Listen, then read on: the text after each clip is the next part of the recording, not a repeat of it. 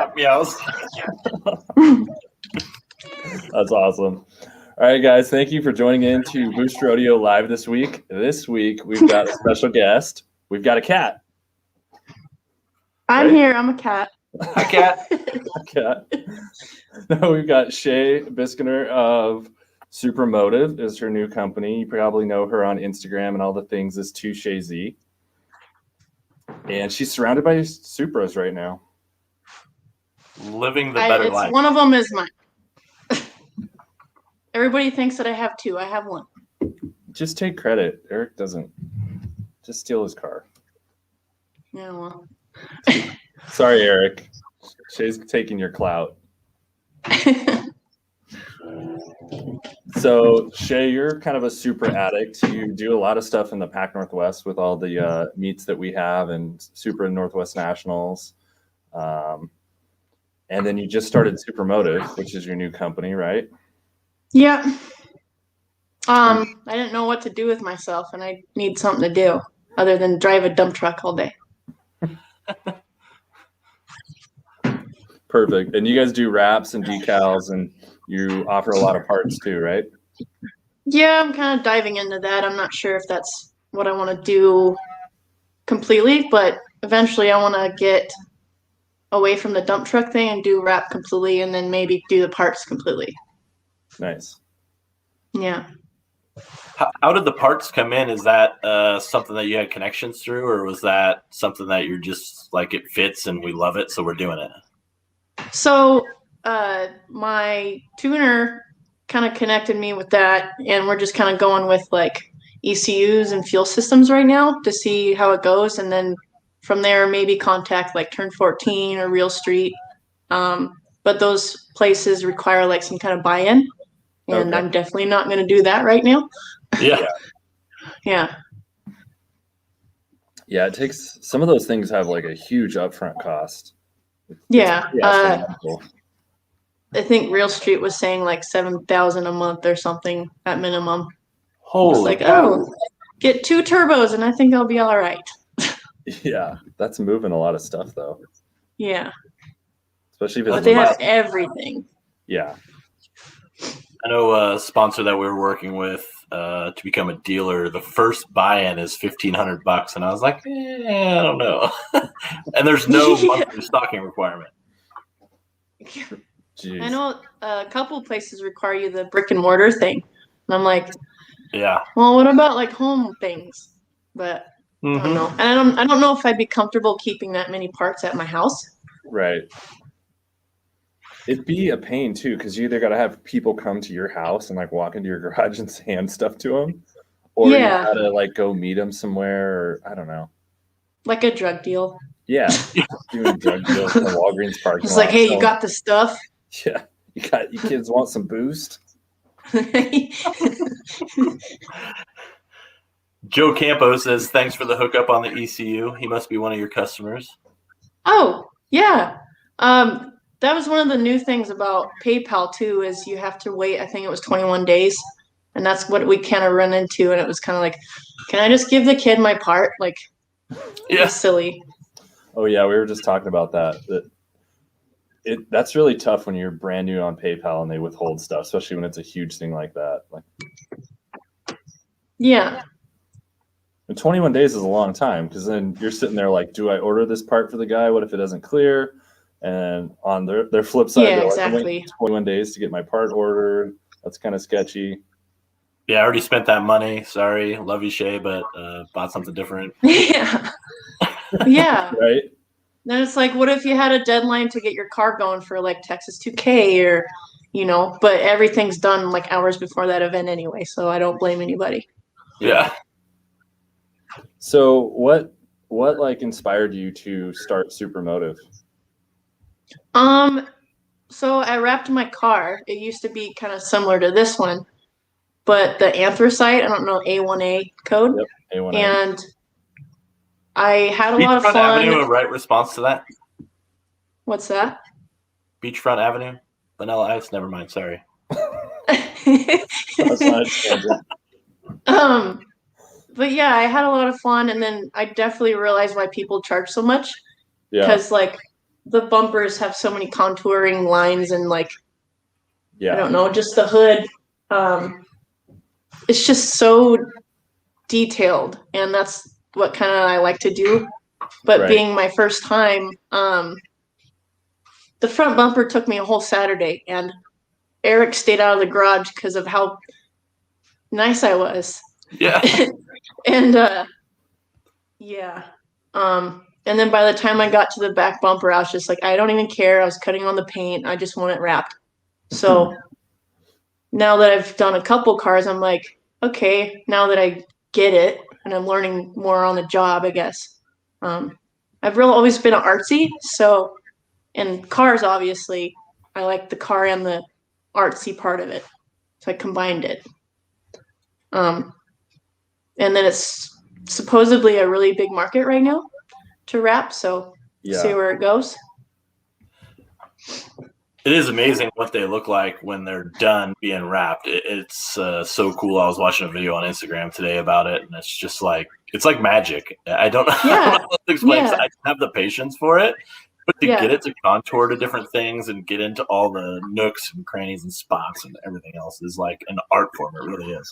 Yeah, and when I did my car, I kind of kept it hush hush on like Instagram and stuff, and I think it was about a month before Nationals 2 years ago. Anyway, I showed up and everybody's like, who's this? Like, there's no anthracite Supra around here, at least not anymore. And they're like, oh, what happened? Did you paint it? I'm like, it's a wrap. They're like, what? Yeah. Like, and you did it yourself. Yeah, it was neat.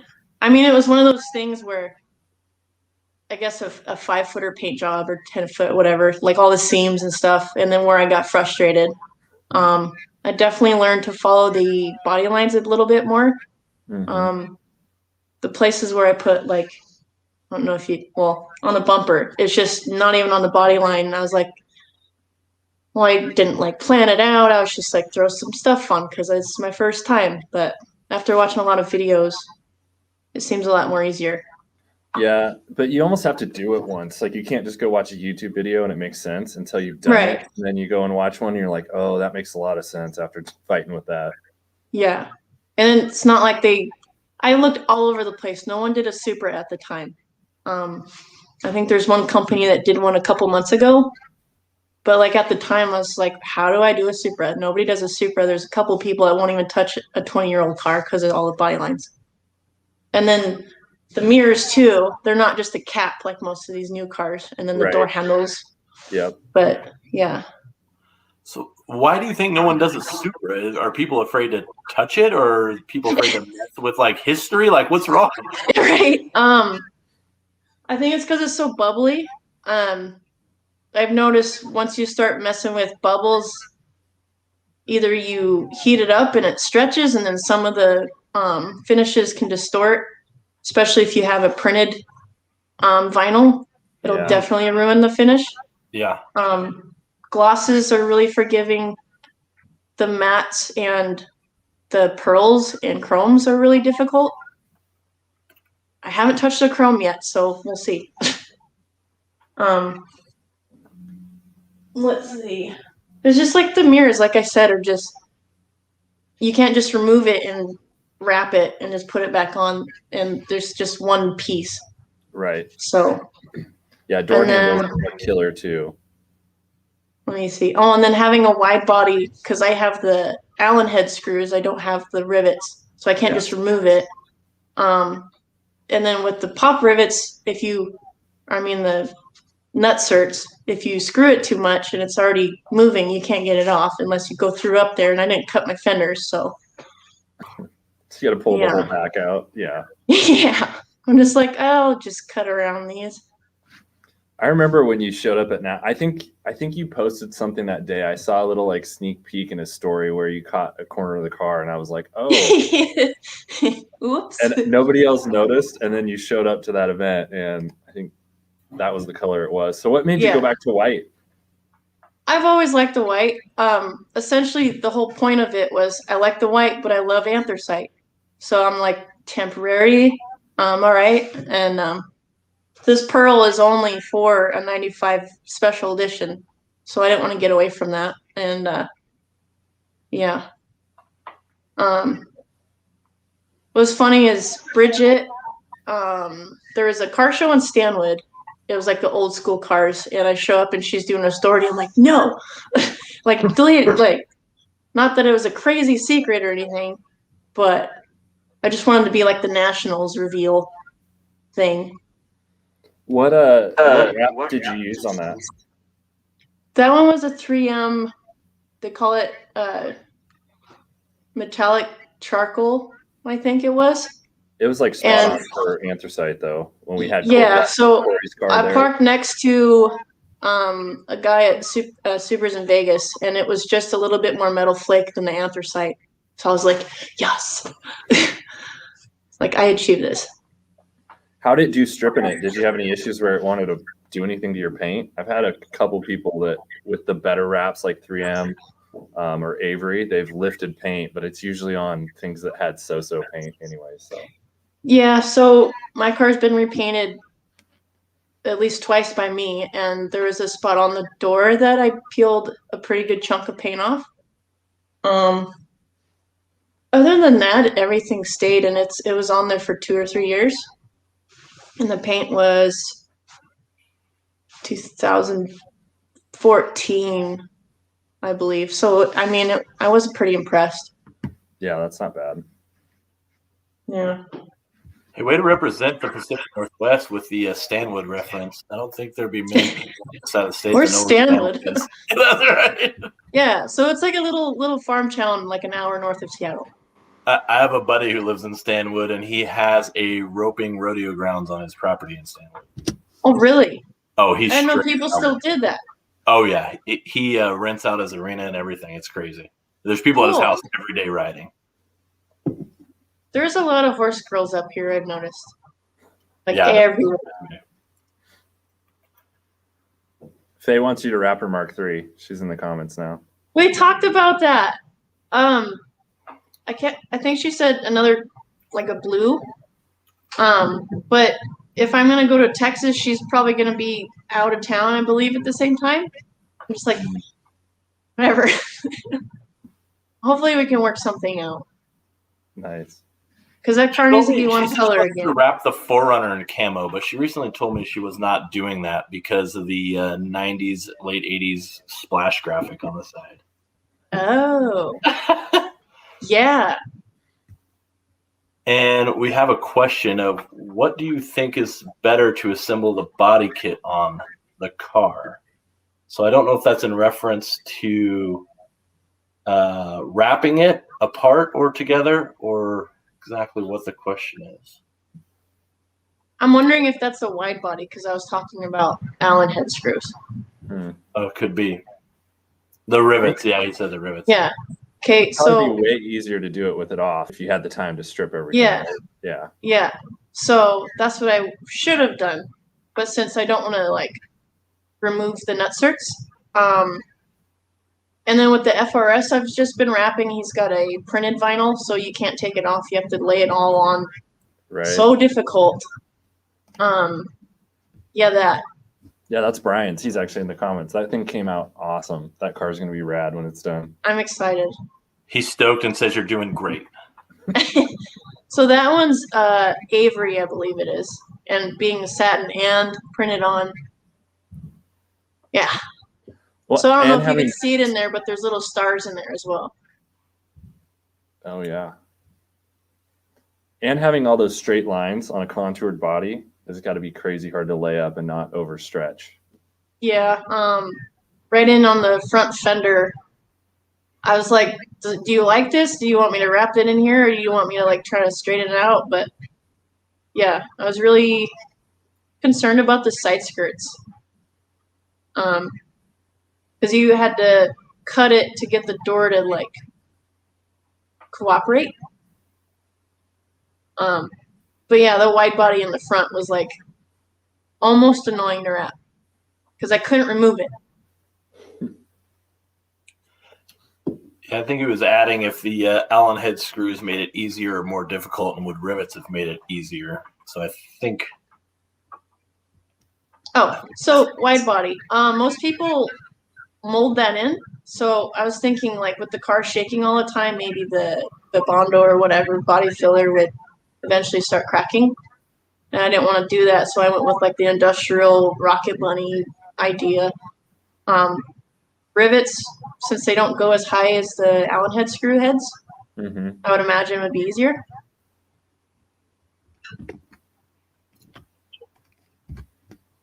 Yeah, there's another one.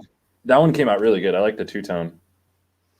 So originally he had the whole car in the red or maroon, whatever. And he comes back and calls me like, "What do you think about some kind of two-tone?" I was like, "I thought you'd never ask, because that's a lot of Beamers do that." Yeah. Yeah. He's like, "Well, how would you do that? Like, is it gonna pull up?" I was like, "I have my ways. I got a thing." But a knifeless tape is what I did with the hood there, and I just laid a masking tape line to make sure that's what I wanted, and then the knifeless tape. It's really cool. That stuff is pretty slick, where you just pull it when you're done and it just cuts your line perfect. Yeah, and they even get crazy with it. They call it a gap line, I believe they call it. There's 3 of them, so it goes above like a gap in a door instead of cutting it. So you have that's the awesome. equal amount on both sides to wherever you're cutting. That's sweet. Yeah. Instead of doing something like that. Yeah. Just a big old razor knife and just. Yep. Probably cringing the whole time, just like, don't fuck this up. Yeah. It's different when it's your own car, but I mean, being a drift car, it's a different thing. But you know, for a customer car, it's like, ugh. Yeah, it's definitely more nerve-wracking. Yeah, and even drilling in for my my wide body, I'm just like, with the drill, I'm just like, I'm sorry, like it was so painful. Let's talk Hey, about Ryan, that. it sounds Let's talk about that hoodie, though. That's what I want to talk about. Let's talk about that. Oh, hoodie isn't right it there, badass? though. Yeah, where can people get one of those? I think it is BoostRodeo people. They make good stuff. Super comfy and warm. I love that you're representing it, and I love that Ryan picked that picture just by chance, right? It was the razor. I think that was the only one of you in process wrapping that car that I saw. Yeah. Hey, 2J wants to know if you're going to Supers in Vegas this year. Absolutely. There you go. There's your answer. Hey, Ryan, I was just going to add, I think we need to make a road trip because I need to lay that white out. Yeah, we got a wrap project for you, Shay. All right. I hear you can haul 2 cars at once with your truck. Well, that was the idea. I don't know if it's actually ever going to pan out. Yeah. Is that truck road legal to, drive over here? You trailer it. The red one? Yeah. Yeah, it's registered. I don't know if I would drive it that far until I got tires. The tires that are on it, I believe, are the original race tires from 2007. So I already have blown one sidewall and just waiting till I blow the next spare to replace them. But we have more coming on that, I hope. There you go. They're pretty cracked. It's pretty bad. We looked at them a few times. We're like, man, this is fine for what we do with it, but probably shouldn't take this thing on the freeway. It's a little sketchy. Right. If just I was going yeah. for an extended period of time, I would just expect the tread to just lay out on the freeway and fully delaminate from the tire. Right. That happened to me like the first time I ever drank or got drunk, I guess. A group of us went up to the mountains and we took an old Blazer. Well, that had delaminated and like the tire was still there, but it was making all kinds of a ruckus. Yeah. And it just left on the road. It's so that's weird. Exactly what I would expect to happen. It's like we probably could have drove on it, but not very far. Yeah. Not a good idea. And I keep all the stuff that goes on the cage in the back stays in my garage because I don't want it to get legs in front of my house and not be mine anymore. Mm-hmm. And so then I get lazy and don't put the jack on, don't put my impact in it. And then I'm like, that's going to be the time when I just drive to town one day that I lose a tire and got to call someone to go to my house and get all my crap. Yeah. Yeah, every time I drive this, I'm just like, tool bag, zip ties, other bag with jumper cables. All right. Yeah. There is a permanent roll of duct tape zip tied in that truck, just in case. So Faye, I think Faye's going to Civ this year too. She said Civ's going to be awesome. And then Mark's in the comment too. He said he's trying to bring all the SoCal guys this year. Mark Serrato? Sir, I think I know what Mark I'm thinking of. Yeah, Faye's 5-year anniversary or something, yeah? Yeah. That'll be cool. I'll get to see her this time. I think we were out rocking the strip when she came through and looked at the cars. Hopefully.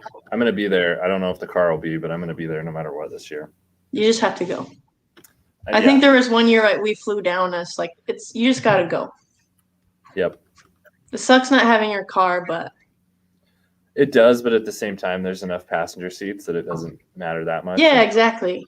It's easier to film stuff if you're not driving. So yeah, there's upsides too. Yeah. We'll see.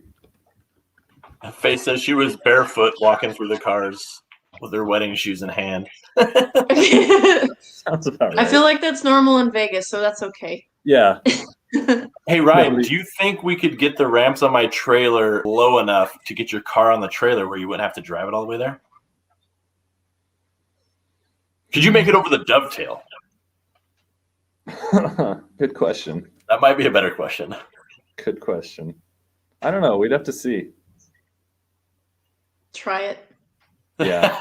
We got to go to you got to find like a little hill, like a loading dock.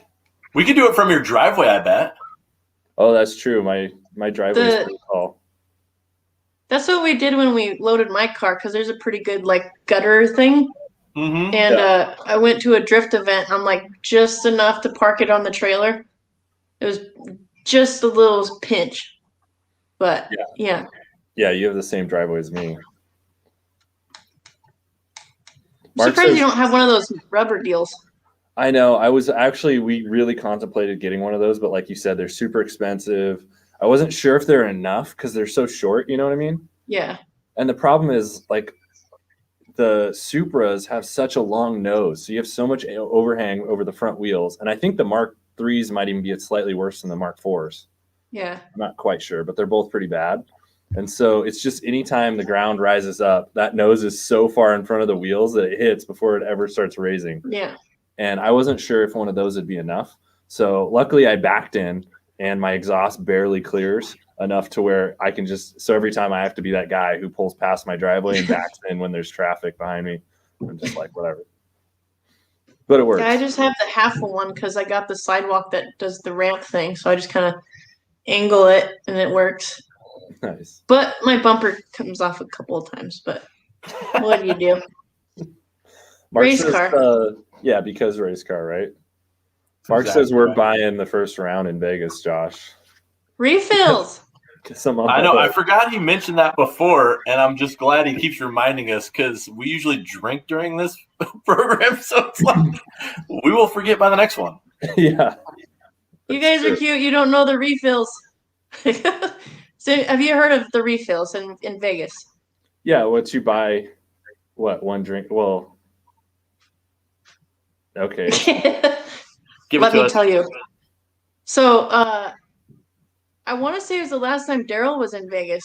So the million of Supra owners just took over the whole strip, and Daryl's the big guy, the Viking.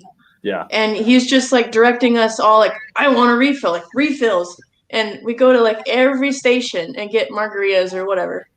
And so that just happened to be a thing. So it's always hashtag refills. So when you go to Supras in Vegas and they start yelling refills, it's just like a football chant. Oh my it's a thing.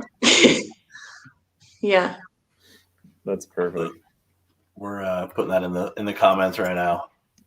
Refills. See how many people repeat it. Except for I can't spell it. Right. I think it's close enough. Refills?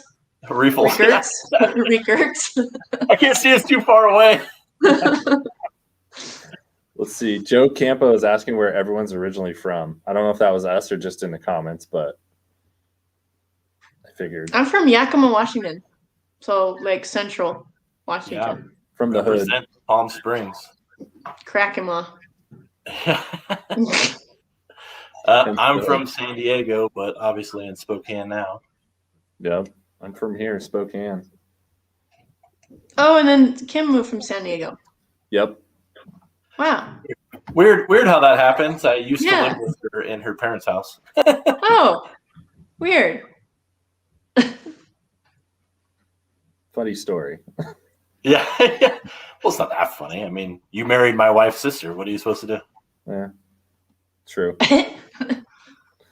So Shay, Makes when did sense you? now. What year did you buy? Was your Supra? Did you pick it up in 2010 or was it 11? 2009. 2009. Why was I thinking? It was Because that was my first Supra event. It was Oh, 2010. yeah. You did have it at Nationals in 2010, right? Yeah. That was pretty much my first car show. I found Supra forums and I posted in like the new members section, and then Dwayne was like, "Hey, you got to come to Supra Nationals." I'm like, "Okay." And he's like, "Introduce yourself." And as soon as I did that, everybody's just labia swingers. I don't know if you ever remember that term. Not nut swingers, but labia. Yeah. So, yeah. That was interesting. I'm stealing all the terms tonight. So I have a question. So you go to your first car show with a Supra, or you went to a car show and then dove straight headfirst into a Supra? Oh wait, hold on, Shay. I got it. Was that Surrey? Was that National? That was the first one. Yeah. I had that in some of my archives today, and I pulled it up, but I wasn't sure if that was up there or not. Yeah, I think that's Tom's car behind me, and then Ron's car. Look at you. Just a kid. I was 19. Oh, sorry, 20. I think that is Tom's car. Quit moving. I think that is Tom's car, the maroon one, his first one. Or probably the second or third, but first one I remember him with. Yeah. I think there was like 12 people or something. I pulled up to like Linwood Park and Ride or something, and I just turned the corner. I'm just like, Supra is like, oh my God, this is a dream. And like, I downloaded that, I think it's 80s like dream song or whatever, just for the event because I'm just Supras. But yeah, it was cool. That's awesome. And so your car started as NA, was it auto too, right? Yeah. Everything but the license plate was how I got it in that picture. And then right before that event, I think I put a carbon fiber dash because it was all scratched up. I was just like, this can't be like good to bring to a car show. It was bad, amongst other things. But yeah. It's funny how things have changed. Like back in the day, if you had an NA Auto Supra, everyone's like, oh, like you don't have a real Supra. And now that like the way prices have gone and it's so crazy, like even if you show up with an NA Auto one, everyone's like, that's so sweet. You have a Supra. You can just swap it. Like it's no big deal. But back in the day, it was like, oh, it's an NA Auto. Like that's not even, it's not a Supra. Well, here's something funny. So it was an automatic, but I got it to where I'd start in first and then let off the shift, let off. So dumb. Think you were shifting. Yeah. Everybody's been there. And I even put like a fake manual transmission, so like the overdrive was underneath the shifter, so I moved it to where it was up, and I got like a Momo shift knob, and I'd push it to put in the overdrive. That's so awesome. It looked like people would get in my car at like a tire store and be like, oh, there's no clutch. Like what the? Yeah, it was so funny. So you will appreciate this with all the dorky car things that come with our scene. So Ryan and I shot this video, or at least part of it, and never finished it. I had a Ford Explorer 4-cylinder turbo, and we saw this thing online where you could make it make blow-off noises. And so we literally pulled the recirc hose off that goes back to the airbox and capped it. So every time it would shift, it would make this obnoxious blow-off sound. I mean, it was so freaking loud. It was ridiculous. For a stock blow-off valve, it was really loud. It was so insane. We never got that out. The whole plan, like when we decided to shoot that, we were shooting all these things that we thought would be really funny. And so we had like how to daily the Supra, and that's how the Supra snow video came out. Like then we had, we were going to daily the race truck and we are going to take it to like Walmart. Well, it's fully caged. You can't get anything in or out of the back seat because it's got crossbars everywhere. And so we had this idea of, okay, he has the Explorer, I have the Explorer, my wife has the 3.5 twin turbo. Well, let's make them all sound like race cars for no reason. So we were like driving through his neighborhood, just like it's an auto. So we were like just sticking it in first.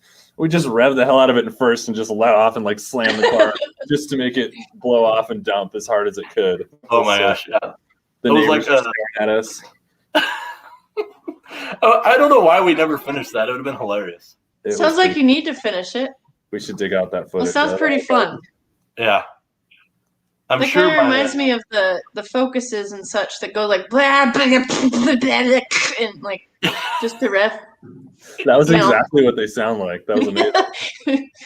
You know, I call really nailed that. The burble tune or whatever. I guess the 890 term.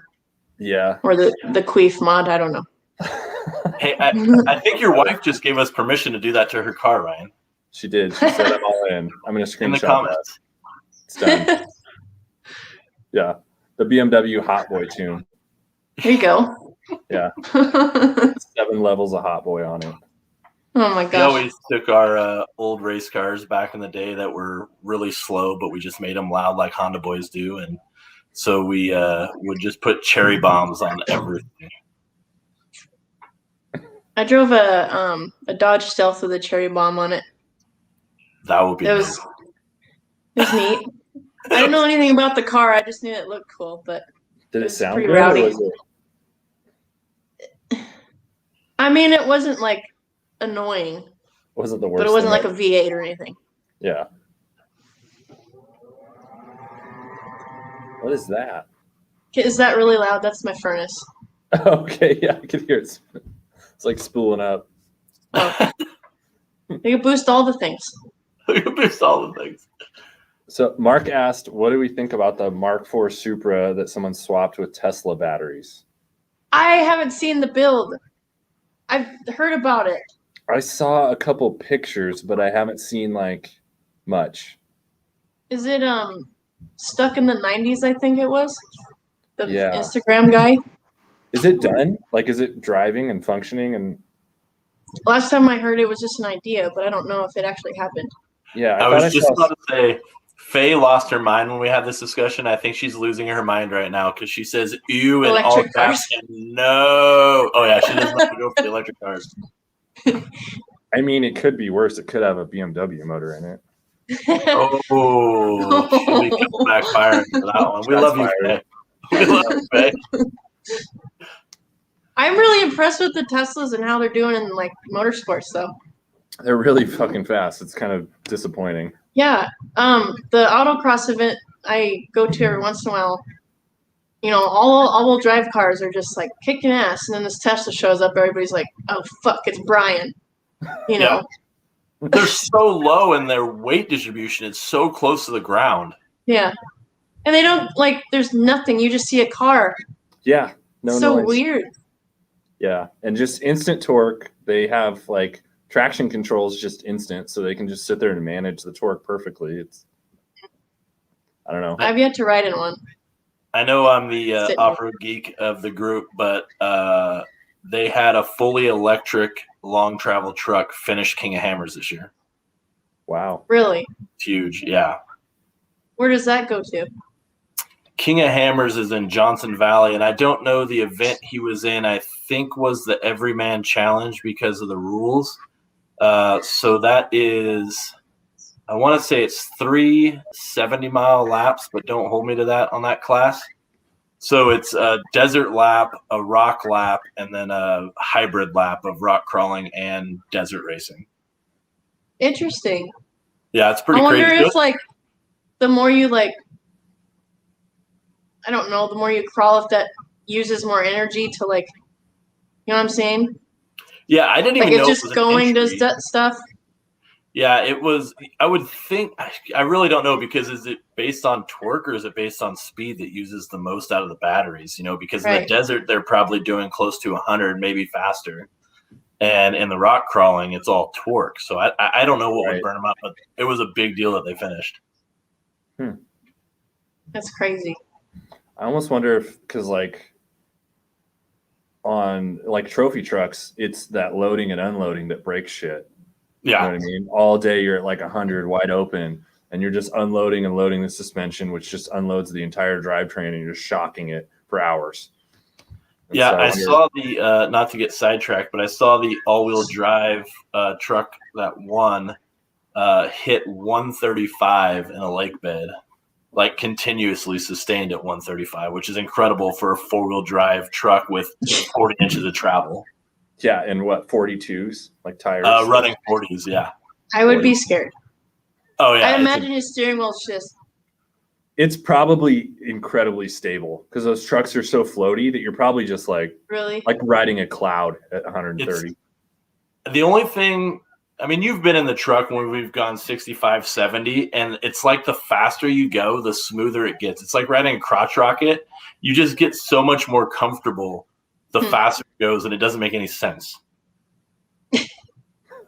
Well, I noticed in that, like, the first time I ever went fast, I guess, 130, I don't know.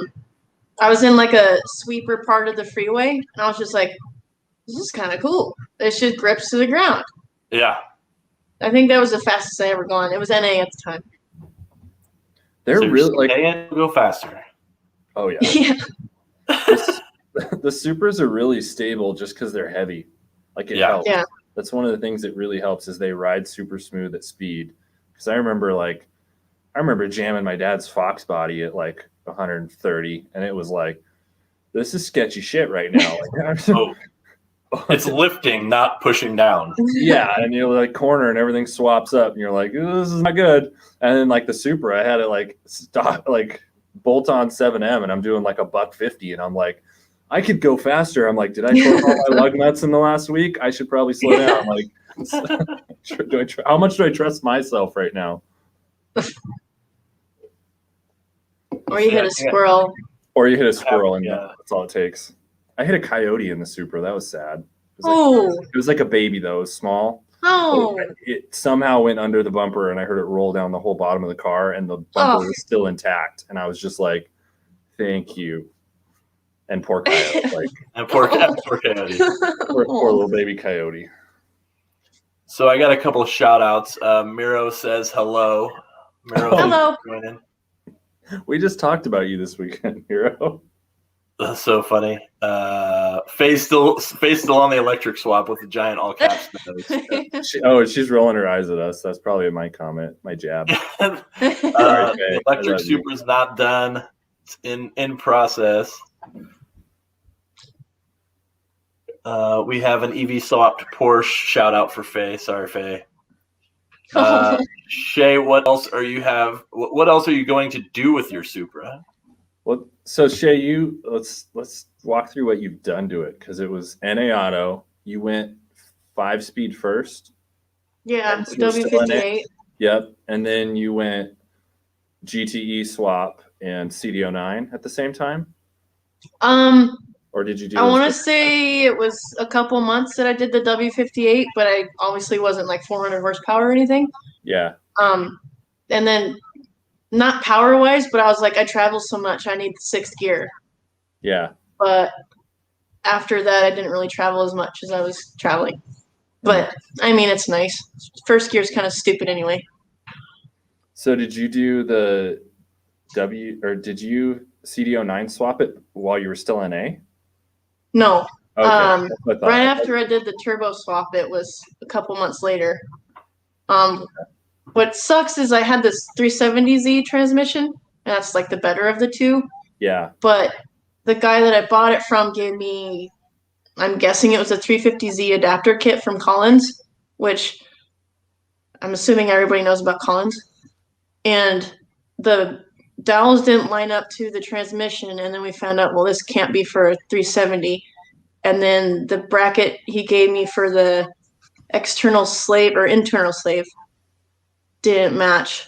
So I'm just like, well, I need to get home because it was in Portland that I was doing this. And the guy the shop I was at, he's like, well, I got a 350 and I have my own adapter kit and clutch kit. And I'm like, let's do it. I'll swap you all the parts that I had. So got a CD09. That's cool. It's always the best when you're like, I'm just going to go somewhere and swap my car and drive it back. Like, yeah. Well, he had done the swap a million times in other like drift cars. I was like, okay, it'll be fine. But if you work on your car, you know that it doesn't always go well. But yeah. Yeah, usually just not. 3 hours from home is fine. Does it ever go well? Because that doesn't happen to us, Josh. No, I was gonna make that comment. It never ends well. I break everything. Ryan tries to put back together. It's fine. It's fine. Well, you complete each other. Yeah. For the perfect couple. Aw. Yeah, I think my first one was the water pump. There you go. Yep. That was when I wanted to shave the engine bay fully. I just removed the motor just to do that. It always seems like a great idea until you get started, huh? Yeah. You know how much work it is. Yeah. Mm-hmm. Yeah, the water pump I ever did, like the first thing I ever did. Found out something else was broken after I took the water pump off, and I was like, I want to go to like this, I think it was Rallycross in Portland. I was like super excited, like never been to a rally sport event, and I can't drive my car. I'm like, didn't go, sucked. I cried, but you know, what do you do? Right. I eventually went, and then I think Travis Pastrana was at the one I went to, and that's cool. Super cool dude. He's like, really freaking cool, so nice. Yeah. Yeah. I forget what car he was driving at the time, but like he just falls out. Like he's so broken. And he's so tall. You don't expect him to be so tall. Yeah. And then my friend that was with me is like, well, I don't have anything to get your autograph. And so he signs his forearm. And so we went and got his signature tattooed on his forearm. That's amazing. Oh, that's too funny. I always tell people there's a couple racers that I've met, and we were just talking about this weekend because of Daytona 500. One was Michael Waltrip. Met him here in Spokane. He was doing a race at our local track. And we were pitting for a friend of mine from California who was up running the what's the Toyota series called? It's like a NASCAR West something. Any rate, he was like the celebrity driver for that event. And I missed Rutledge Wood the following year, who I absolutely love Rutledge. But Pastrana is one of those guys that fits that category that you meet a quote-unquote celebrity, and they're just the most down-to-earth, nicest person. We ran into him after we broke in the Baja 1000, and he had rolled his trophy truck end over end, and it burnt to the ground. The only thing left up was roll cages and wheels. And so we came to this small fishing village, and we were trying to get a hotel. Well, he bought out the whole hotel for his crew. And so we're sitting there with a stock Volkswagen Baja car, and it was my uncle that was racing it. And he goes, oh, man, yeah, that's too bad. Hey, I just chartered a fishing boat. Do you guys want to go fishing with us? And he's like taking pictures with the stock Volkswagen car, inviting us fishing. We're like, we're trying to figure out where we're going to sleep tonight. Thanks, man. That's really cool. I mean, it's just so humble, too. Yeah. So did you go fishing with him, or like what the hell? No, we did not. I hate to say it. So he got in the race car, which a Class 11 car, for any people that are off-road fans on here, is a stock Volkswagen Class, extremely limited. He got in it to take pictures because he says that the guys that race Class 11s are nuts. Coming from a guy that just rolled his trophy truck end over end and burned it to the ground. So we ended up going up the beach, and we were told to go check out this little trying to think of the name of it. It was called Larry and Raquel's, and it was like a motel, kind of had like these palapa things you could rent out on the beach. And so we got a room there, and there was like 3 king beds all pushed together. So 6 of us slept in the same room on these king beds. But it was so amazing. We woke up to dolphins jumping across the Sea of Cortez at like 8 in the morning after drinking tequila all night. But instead of roosters, you get dolphins. yeah, it was super fun. That's awesome. So, All what, right, what are you doing next? I was going to let her finish because we never really got to what are you doing next Yeah. on the Super Shay? I know you've been doing a lot of tuning lately. Let's see. I'm going to be wrapping it a weird color just to like advertise that I have a wrap company because it's going to be temporary. I can't stand having that bright of a color. But let's see. I can't think of what else I'm going to do. I'm going to put more wide body on it, on the front. Oh, okay. I might go bigger injectors. Didn't you just tune for E80? Did you go full E85 flex fuel blend? Flex fuel. Yeah. Yeah. And I kind of got a taste of 600 horsepower in my own car, and I'm kind of like, okay. I'm just like, what did you make on pump? What did you have it tuned for on pump? At force fed, I think it was 520-ish, something like that, on 17 pounds, and that's all I wanted was a 500 horsepower car. But how it all starts. Yeah. And everybody's like, "Oh yeah, you're never done." I'm like, "No, I want 500. It's good. I'm not gonna pucker everywhere." No. Yeah. So I mean, I've driven 1,000 horsepower cars, and it's just because it's not my car. It's just like 1,000 horsepower, cool. But now that 600 has gone with my foot, and I'm just like, this is cool. That's so rad. Yeah. What size? But yeah, this remote tuning doesn't give me like a number. I think it's Pro EFI that gives you an estimated number. I'm running a Link, and I don't think they have an estimated, so I'm gonna have to go on actually dyno. Which it's snowing, so I can't really drive it anywhere. Yeah, it's honestly it's good to dyno though. It's a good way to spot check like your wide open, higher gear pulls, and so it's always a good. And I'm just like on the freeway doing these things. I'm just kind of like, okay, anybody's coming. There's no cops, no bumps. Yeah.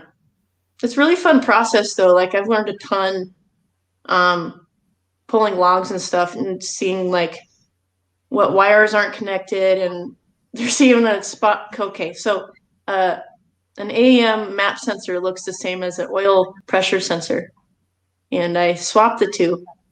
So my tuner's like, your map sensor isn't hooked up. I'm like, what do you mean? I wired it like 5 times. I made sure it was perfect. Well, what's it say on your sensor there? And I was like, whatever code, like 150 or something. He's like, that's your oil pressure sensor. Ah, fuck. I ruined a sensor. And he's like, well, just clean it out and let it drain over the night. And I'm like, okay. Like, that's a kind of an expensive sensor. Like, I hope I'm tired of freaking buying shit. Like, yeah. But yeah, it worked out. Like you have no map signal and your oil pressure is 2 psi. You have a problem. Yeah. Yeah. What size injectors are you running now? They are fuel injector clinic 1000 cc. Okay. Yeah, you'll probably need more for E85. Yeah. So on their website, they said it was okay for E85, and then the pump I was running was an AM 320, which apparently isn't good for E85, so I went with the Hellcat 525. And they say it was quieter than the AM, but it's not. They're pretty loud. The Hellcat pumps are loud. Yeah. I mean, it's kind of like, okay, I got a race car, cool. Like, there was one time I was in Wyoming, though, when I had the fuel pump or the fuse block under my headlight, and we went through some snow, and it got in the fuse box where I went to go get gas. It's like, okay, I don't hear my fuel pump. What's going on? Shit. Like, I'm in the middle of nowhere. I'm tired. And just like, I just broke my fuel pump. So it is nice hearing that it kicks on. for that reason. That's true. Huh. I think we have the same problem with the 62, Ryan. Yeah. It's weird when you buy an Amazon low pressure fuel pump for like $9. You're like, we just want to try to get fuel to it to see if it runs. Oh, it runs. Okay, we won't change that. Just leave it. Yeah, and then magically the fuel pump just sporadically works and doesn't work. And you're like, what the hell? I paid $9 whole for this thing. Like, Oh no! it should This be is working. quality $9. I've only taken it apart once. I've hit it with a hammer more than that. It Those usually are the best ways. Yeah. So I wanted to ask you this question, and I'm really glad Mitchell did. Mitchell asks, and we kind of hit on it earlier, but what got you into Supras? You've had it for so long. He assumes you just wanted one since you were a kid. Well, they're cute. Yeah, Mitchell, that's it. Cute, don't tell you. When I was like 16, I think it was, when we were all kind of hanging out in the parking lot, we had like an assortment of different cars. Like it wasn't just Hondas, or it wasn't just and this guy was like talking about a Supra. I'm like, well, what's a Supra? And he's like, it's that orange car on the Fast and Furious. I'm like, Right. Okay, cool, whatever. And he's like, no, you can put like bolt-ons and get like this and this horsepower. I was like, Makes okay. 1 million with bolt-ons. They make Yeah. 1,000 horsepower stock, right? Like Yeah. everybody tells you. Yeah, 10 grand from Japan. Yeah. And so he showed me the picture, and I was just like, cool. Like that, like seeing one with that's not orange and just livery everywhere, and just it was like you see the girl in high school and you're just like the most prettiest like high school, you know what I mean? You're just like, oh my God. Like that's when I knew like I need a Supra. And just like it's so easy to get whatever horsepower out of it. Only Shay, only you would use that analogy of like, I just saw it and it was like the prettiest girl in high school. Yeah. Well, it's kind of relatable, yeah. Yeah. She's not wrong. It's not wrong. It's just funny because no one else would say that. I can't like it's a guy's world, I guess, so I can't really say, yeah, this guy at school. You know. I have a complete love-hate relationship with that orange Supra, as I think probably most Supra owners do. It's great for the scene, but you know, we were street racing like nobody's business back in the day in the 90s, the late 90s, and Fast and Furious hits the streets. I always forget you're old. I know, I'm old.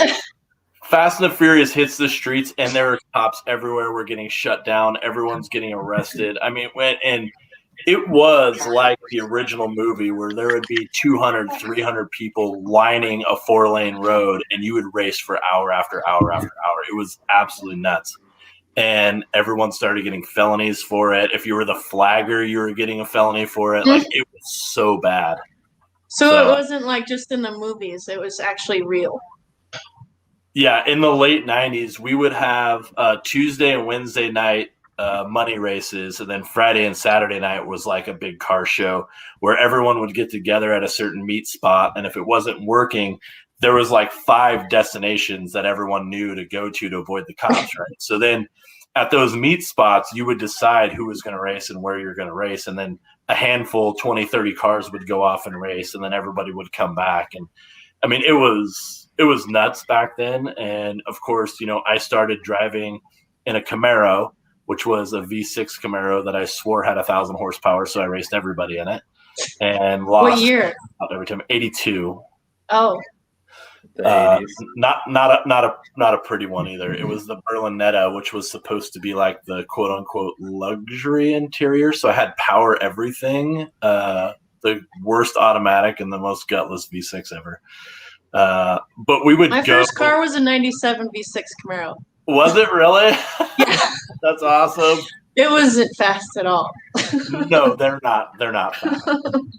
But we would go in like random cars to avoid the police. So like I took my dad's 89 Camry there one time. You know, I took my buddy's mom's Mark 7 Lincoln there, and oh my it was a Vortex, so he knew how to slam it. And so I don't know if Scotty's on, but he would go through the airbag maintenance manual and lower it to the bump stops.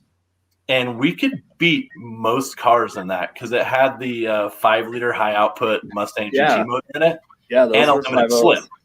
Yep. Yeah. I'm telling you, Ryan, that's going to be our next drift car. We just got to figure out how to lose some weight from it. Dude, I think if you want to get real rowdy, we got to go back to your roots, and we're going to do an Escort, and we're going to gut it and rear-wheel drive convert it, and just don't mess with my dreams, I'm Ryan. pulling on your heart. Still right now on Facebook Marketplace on the west side. Shay. Mark my words. I'll keep my eyes out. White rear-wheel drive converted Escort Barra swap. That's my dream right now. Even though I'm a Toyota guy, for a drift car, that would be fun, and it'd be different. It would be amazing. Yeah, there is. I want to say it's an Enumclaw, maybe. It is a 94 1.8 dual overhead cam Escort with some turbo kit made up on it, and I don't want to say this on YouTube, but a home wide body kit, if that's nice enough to say. It's not terrible. DIY. But yeah, exactly. A nice DIY kit that I've had my eyes on that my wife would absolutely get. Well, Enumclaw, we never know what comes out of there. Yeah, right. That is true. All right, let me see. I had, let's see, what got you into Supras? There was another one. Supras make you overconfident in poor conditions. That was a reference to your 130 pool on the windy roads. Yeah. I got a comment for that, though. They're also, like, as long as you've been driving them a while, they're incredibly confident cars for being rear-wheel drive and a lot of power. Like, you were killing me right now because I've driven your car once, and I barely got on it in third, and boost hit and almost wrecked it. I guess it's probably okay. It's probably just any car that you've had like spent half your life with, right, Shay? Like you just know the car. Also, at like a higher speed, it's different than just when boost hits. Yeah, but even then, like, I mean, we went and shot that snow video, and I remember like at the corner, you're like, "Here, get out of here," and I'll video it. And I just like went around the corner in the snow and swapped it up, and it was like ice your shit. And I had no traction. I had like R-rated tires on the thing. And I just went down the road like half a mile, letting the car swap up, and I was not nervous in the least bit. It was weird. I was expecting myself to be terrified driving that car in the snow just for that video. And I felt like incredibly calm and confident because it was like I just understood every direction it was going to go. And every time I let it overcorrect the other way, I knew how far it was going to go before it caught itself, even though it was in a completely different traction situation. And it was just like, I just understand this car because I've been driving it since I was 18 years old, to where I hop in another car and I don't have that familiarity level. And there's something really reassuring about it. It's like when I went to my first drift event with the car, and then again with autocross 2 times now. I'm just like, I feel more like one with the car. I know it's limits, well, not all of them, but I feel more comfortable. But I also know where it's going to slide around. Like if I'm drifting, I know where it's going to catch. But I mean, high speeds is different. But then again, it just feels different when you're going high speeds. It's just on the road. Yeah, it's really planted. Like, and then going on Laguna Seca too. Not that you're going high speeds, not that I even knew what speed I was going, but like you're going on these banks, and where the highway was still kind of banked, but not Laguna Seca, obviously, but it's something else. That is like you were saying before, like art. You're so fluid with the track and the car. That's like a song almost. Yeah. Yeah, and you don't, like, honestly, when you're on track, you're not watching the speedometer at all. Like, you're just watching the corner, and you're looking for entries, and I don't know, it's different. You never really know how fast you're going unless you get a quick glance. Yeah. I mean, does it really matter unless you're – I mean, when does it matter at the speed on the track, I guess, unless you're drag racing? But then you find out afterwards. It doesn't really matter unless you have a track so dialed to the point where you're like, okay, here's what my entry needs to be. Like you'd have to really have like a playbook for that track to know that. The thing with that, Ryan, is like you're more in tune with RPMs and gear than you ever are with speed. You're like, okay, that's fourth gear, $7,000. I'm dropping a third, and we're going in this corner. Yeah. That's more what you're tracking. Yeah. Tony Robbins. I don't know if you guys follow Tony Robbins at all, but he had a quote, and I'm gonna butcher it, but like, if you focus on the wall, you're gonna hit the wall. Yeah. So like, if you're confident and you don't think about wrecking, probably going to be like, if you know in your mind what to do when you're sliding, you're not going to think about hitting the wall. Yeah, right. You look where you want to go, and the car is going to go there. Right. It's going to try to, at least. So that turn, I was not as worried than the turn after it, when you're like that hard left right after it. Yeah, you're descending and you're going left. And Yeah. that was the one where I puckered a little bit. And the instructor was like, it's good that you respect the track like this. I'm like, huh? Like, you're teaching me. What do you mean? Yeah. Like, I'm just scared. But yeah, that turn's insane. It's so much more drop than people realize. Yes. Like, I'm on Gran Turismo for like a week before this, and I'm just like, there's just to familiarize, but you really can't. Like, it's a couple story drop all of a sudden. Yeah, you can't you cannot physically feel the drop in your stomach on any game. Like, you just don't get that and realize how far it really is.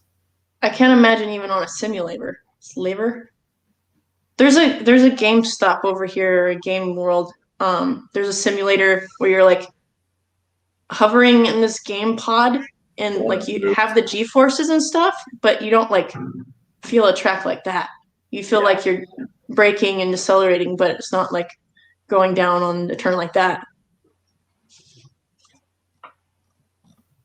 I'm trying to read the comment, dude. The whole club. Shout out to Club A70. Their whole like crew's in the house. We got Rodell and Savvy's in here and everybody. Oh, cool. They started commenting so fast, I was stuck on questions like 30 comments up. That's awesome. Thanks, guys. They're trying to get Savvy to give up his brake specs. Give them up, Savvy. What are those rotors and this? I want to know what We're waiting. We're gonna wait. We're gonna just shut up and stare at you until you give them to us. That's been like a running joke in one of our chats, because Savvy's got this big brake kit and he hasn't got it all put on and ironed out yet, but everyone's just like, give me the fucking part number, Savvy. You won't do it. So a while back, Kim asked, let's see. She asked if you were always into car, or if you were into cars before Supras. I think that was the question. I lost it, but. I think my whole family's been in like a motorhead of some sort. We always did like riding ATVs. I think my first one was like a Toys R Us Banshee. And then my first actual one was a 3-wheeler, and then 4-wheelers up from then. And my dad, he had was it 572 or 454? Anyway, in a jet boat. Oh, okay. And I mean, that's different from a car, but it's still a big engine. I think that's the first thing I worked on. There's a picture of me and like my curly hair, and I'm holding the wrench, and I probably know what I'm doing. But yeah, we always just kind of been gearheads. And then my first car, the 97 Camaro, I didn't want to pick that, but it was either that or like a second-gen Eclipse. And my mom ended up getting one, and I'm really glad I didn't get one for many reasons. You can't pick the mullet scene; it picks you. I'm sorry. Yeah. And then my dad being a Chevy guy, there's no reason for me to have a Ford, because he'd probably kick me out or something. But I wanted a V8 if I was going to get a Camaro. But the thing with me was that boyfriend at the time was my first boyfriend. I got my license before he did, because he failed his driving test. Oh. And so he was pulling the card of, if you love me, you'll drive out to me and hang out. Yeah. I was like, I don't want a car. But I got a car.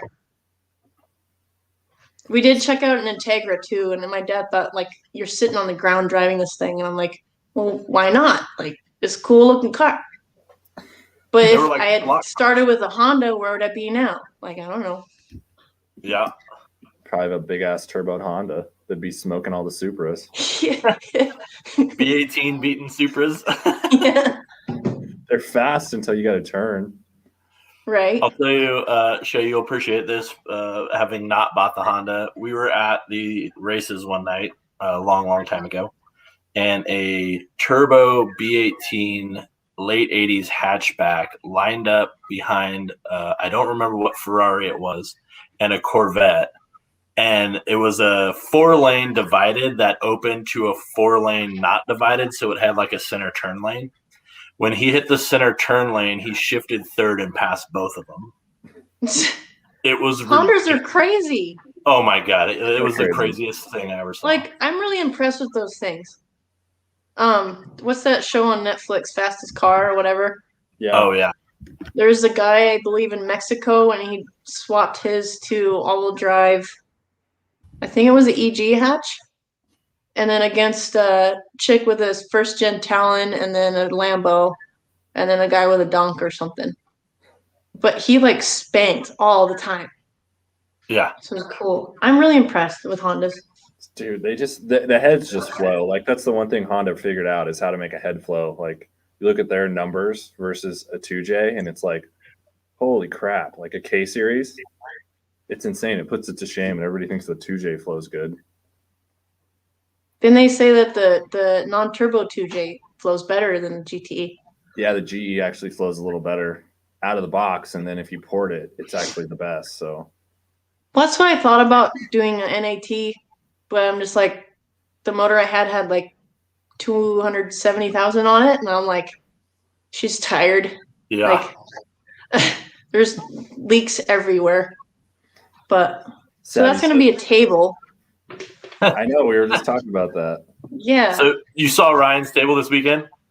Yeah, so the video I watched like 3 times. I'm like, okay, how can I and then I didn't see the brackets on the video for the stand of it. I'm like, well, I didn't want to put it on the ground. I don't know how I'm going to weld piston rods to the side of it, but yeah, super good idea. Savvy Say says Savvy had a question? he said K24 swap a Supra. Bro.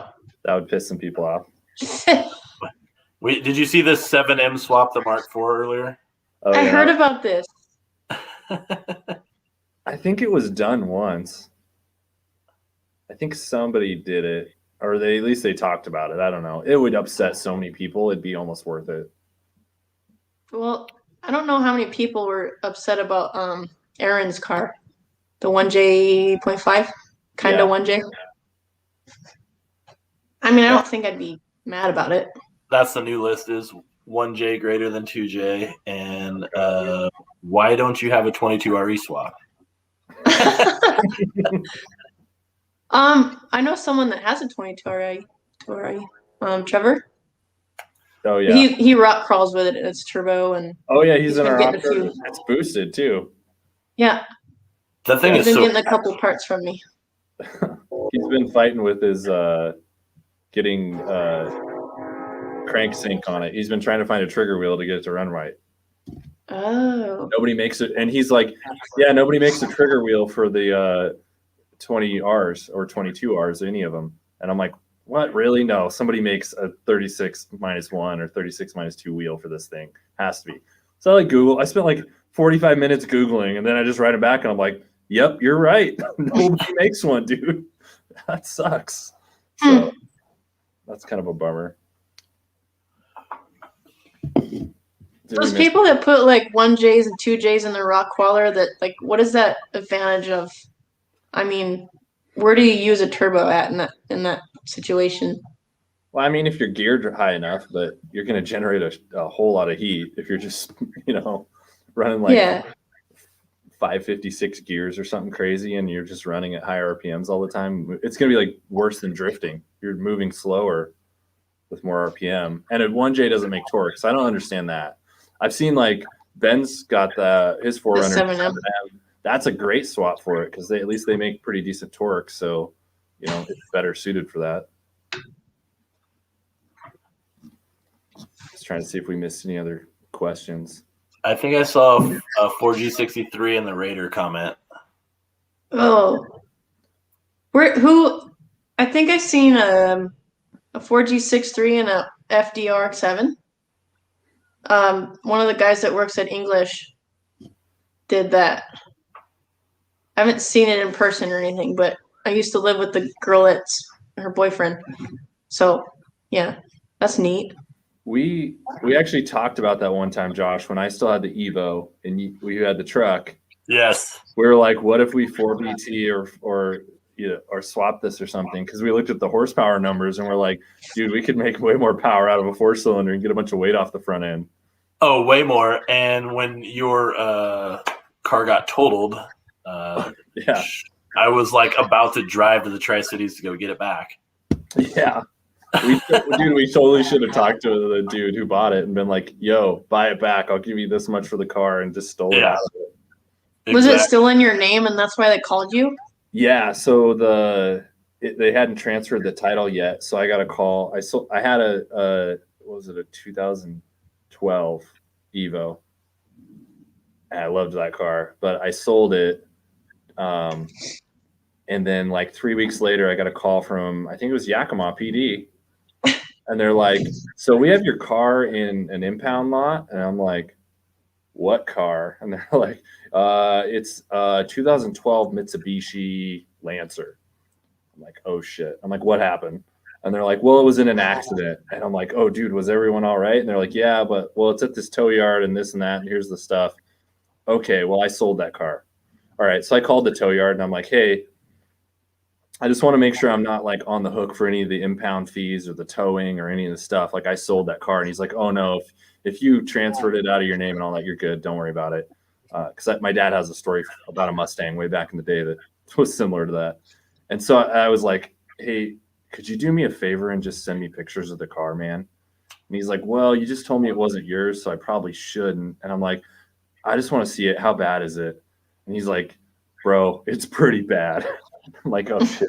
So he texts me pictures on my phone and I almost cried because the thing was just totaled. Like not savable. Every panel in the car was just dented, oh yeah, smashed. He hit the center divide front and back.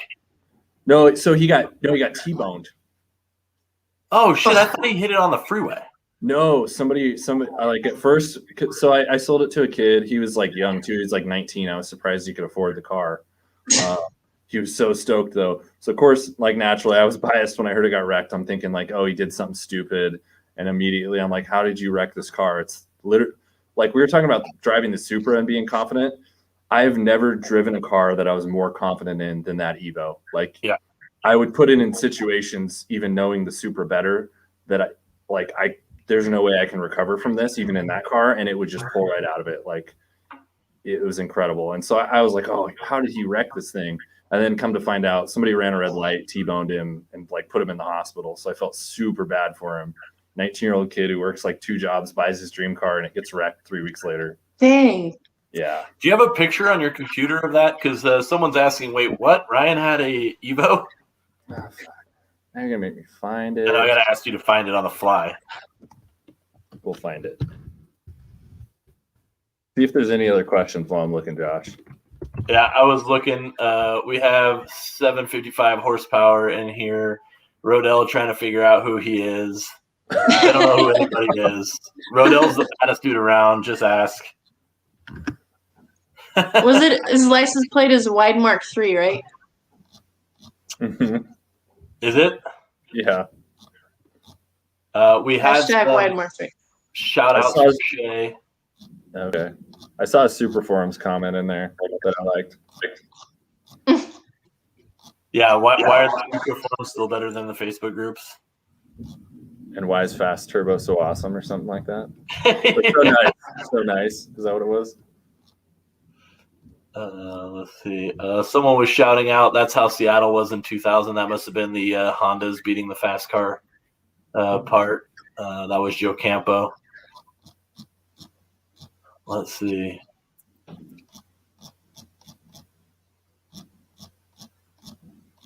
Oh, yeah, I think that was like how it was when I was 16, is everybody was like you said back in the day, people would go out to a spot and then people would race, but it wasn't like parked along the side of the road like Fast and Furious, but everybody would go to a spot, then the next spot. Yeah. Well, you were in that's how it Yakima, was. so it's the boonies. I had a buddy. So we had this guy that grew up in our town, and he had a like 91, 92 Toyota truck that was wide bodied to the moon. It was a show truck. It was bright yellow, and it had like all these options. And he was bagged, and so we were sitting at the races one night, and the cops are checking everyone's front license plates and just writing dumbass tickets. And so he gets mad and airs out his bags and slams the truck right next to the cop's feet. And so he ends up getting out, handcuffed, the whole thing, And so they really couldn't do anything. But so we go to the next spot, and my buddy had a Toyota Tacoma that was lowered, and he never really raced it, but it looked pretty good for what it was. And so we're sitting. It's a 4-lane road that's divided by like a planter area with trees and stuff all down the middle. So there's cars lined on both sides of 2 lanes going the same direction, if that makes sense. So you have 2 lanes going one direction, cars parked on the right, cars parked on the left, and they're racing down the middle. A car spins out, hits the car behind his truck, and goes around his truck and hits the next 4 cars in front of his truck. Because we used to just line both sides, and they would race down the middle. I mean, it was a hell of a lot of fun, but That'd be like the last place I'd want to race because of the trees. Yeah, trees down the middle. It was crazy. We used to race on it was a back road that was literally half a mile from our high school that just went off and was straight through just the trees, and there was never anyone on it, and that's where we'd go line them up. They want Evo pics on Instagram, Ryan. Well, I just found it. Did you? Yeah. So that's at the snow rally, Josh. That was I totally forgot about that. So at SCR, Spokane County Raceway, we have a 2.5 mile road course here. And one winter, they're like, hey, we're going to have a snow rally. So they actually went out and lightly plowed the track, just pushed enough snow off. So there was still 2 or 3 inches on the track, and then piled it up. And they let everybody do a snow rally. So we're like, fuck it, we're going to this. It was $15 or something, Josh? It was super. It was so cheap. All day, as many runs as you could run. And I'm like, well, I guess I'll take the Evo. Hope I don't rip my bumper off. And then Josh took his fucking lifted Cummins Dodge, and we just went and had fun. What, in the understeer? Yeah, you like that? I think that was, we commented on that so much. I'm like, why did he snap the photo at this second? I think I was still setting the turn or something at that point and hadn't started to catch it, but it's really? I just remember the guy on the tractor was so pissed that we didn't have a front tow hook when we went off turn 8 or 9 or something. Yeah. And we went off into the snow drift, and I opened the door and just plowed snow. I'm like, yep, we're not getting out here. And I was on BFG Comp 2s. I didn't have snow tires for this thing. And so I'm just on track tires, whatever, let's go send it. And I'm actually impressed that I came home with both the front and the rear bumper fully attached. So it was a good day. I might have ripped my bumper off yesterday. There's a pic of it actually when it was clean. And it had the aero kit and everything. So it was low, and it was lowered a couple inches. Oh, it's gray. Yeah, it was Phantom Black, which is actually it looks black at night and in that snow picture, but it's a really dark metallic gray. Is that an MR color? Or is that just Evo 9 MR color? No, because mine was GR or GSR. Oh. Which, granted, they changed that because in the X's, the MRs were the dual clutch, auto type deal, flappy paddles, and the GSR was a 5-speed. Whereas in the 8 and 9s, I think it was a 5 and a 6-speed, true manual, right? So yeah, that was a fun car. I miss it. But now I've got another Supra, and I can afford to break the Supra. Well, I can't afford to break the Supra. Don't break the Supra. No, but the Supra is not my daily. So if I break the Supra, I can still drive to work the next day. Whereas when I had the Evo, it was my daily. So I was always in that shitty place where you're balancing. You're like, I really want this car to be faster, but I can't make it faster because if I break something, I'm going to get fired from my job. So. It's kind of where I'm at with my Subaru. It's everybody's like, oh, you're going to STI swap it and whatever. I'm like, it runs. Yeah. It works. It's going to work. When we got home the other day, when Sunday or whatever, 14 inches of snow at our house, and my stock Subaru was too low. It was weird. I opened my door. I'm like, well, all right. Yep. I love. I have to toot this one a little bit. Cummins for the win in the rally. We have video of that somewhere, and the boost coming through the dash was insane. I swore to myself I'd never sell that truck. It was Banks everything front to back. The only thing I don't know is what injectors were in it because I bought it that way. But we couldn't hardly hear ourselves over the boost noises coming through the dash that day. Yeah, it was freaking awesome. And Shay, I hate to do this to you because you are our special guest, but we tell this story all the time. And someone asked, what is the origin of BoostRodeo and how did it get started? I'm actually curious. It probably started with that snow rally. Kind of. I agree. Like where we had the rodeo. Yeah, I don't know where that came from. I think so. At the time, every vehicle we owned between the both of us was turbo. Yeah. Well, I've just been a turbo guy ever since I got my first Mark III. Like even before that, I was really into turbos and just hadn't owned a turbo car. So like for me, that was always just it's been it. Like I'll probably never own another fast car that's not turbo. It's just my thing. And so how about supercharged? I don't know. Maybe twin charged. I don't know. I'm not as big of a fan for whatever reason. I was almost convinced to do a compound charge on my car, but I decided not to. I actually really wanted to build a compound 7M for the longest time. That was my goal before I decided to go 2J on one. But anyway, so I think we both we were big car guys, and then you get a job and you start working, and then you have kids and a family and all that stuff. And we kind of all the cars were put away. Like the most fun we had, like I said, was for a while I didn't even have the Evo. I had my car was stored away at my dad's and in pieces, and I was driving an F-150. The most fun Josh ever had was driving his truck and just boosting the hell out of a Dodge, but it was still a daily. And so my wife's daily. Yeah, your wife stole it from you, so you didn't get to drive it. I know. And then we went to that snow rally just I think I finally was I really miss cars. And so I was selling my F-150 and somehow talked Kim into letting me buy the Evo as a daily because it could fit car seats. And I was like, it's all-wheel drive. I can drive it all winter. It does all the things. I promise. Hard sell. Yeah, hard sell. And so I got into that. And then we did the snow rally, and we're like, damn, I really miss car things. Like I miss coming to the track. I miss hanging out with other car people. And this is something that's missing in my life that was such a part of me for most of my time growing up. And so from that, we kind of were but we need a car that we can really just have fun with. Because both Josh didn't care because he went off track in the 3 feet of snow, and he's on fucking 37s, and he's just lays on the throttle through 3 feet of snow and drifts back on track.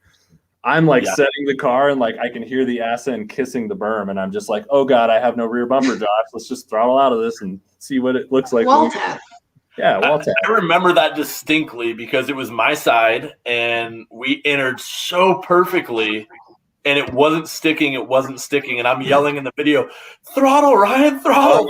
And he's just standing 6,500, just feathering it off the limiter, and just I don't have any grip, dude. We're set perfectly, but it's not going. It was perfect. But I don't think we didn't tear anything video up. or it didn't happen. We didn't have a GoPro at that time. We were videoing. Are we videoing on cell phones? Probably. We might have footage somewhere. There might be. Yeah. Look. Anyways, we were we need a car that we can really race and not care about. And so that's why we bought the Corolla. We both were we want to do the snow rally again and something. So we need a cheap car because it's so much more fun to drive a slow car that you don't give a shit about as fast as you can than it is to drive your nice car slow because you're worried about it. And so we bought that car, and I think I had already gotten the idea. I'd started BoostRodeo as an Instagram because I didn't want to. I was okay, I'm going to start getting back into cars. I don't want to spam all my family and friends on my personal accounts with just car stuff all of a sudden.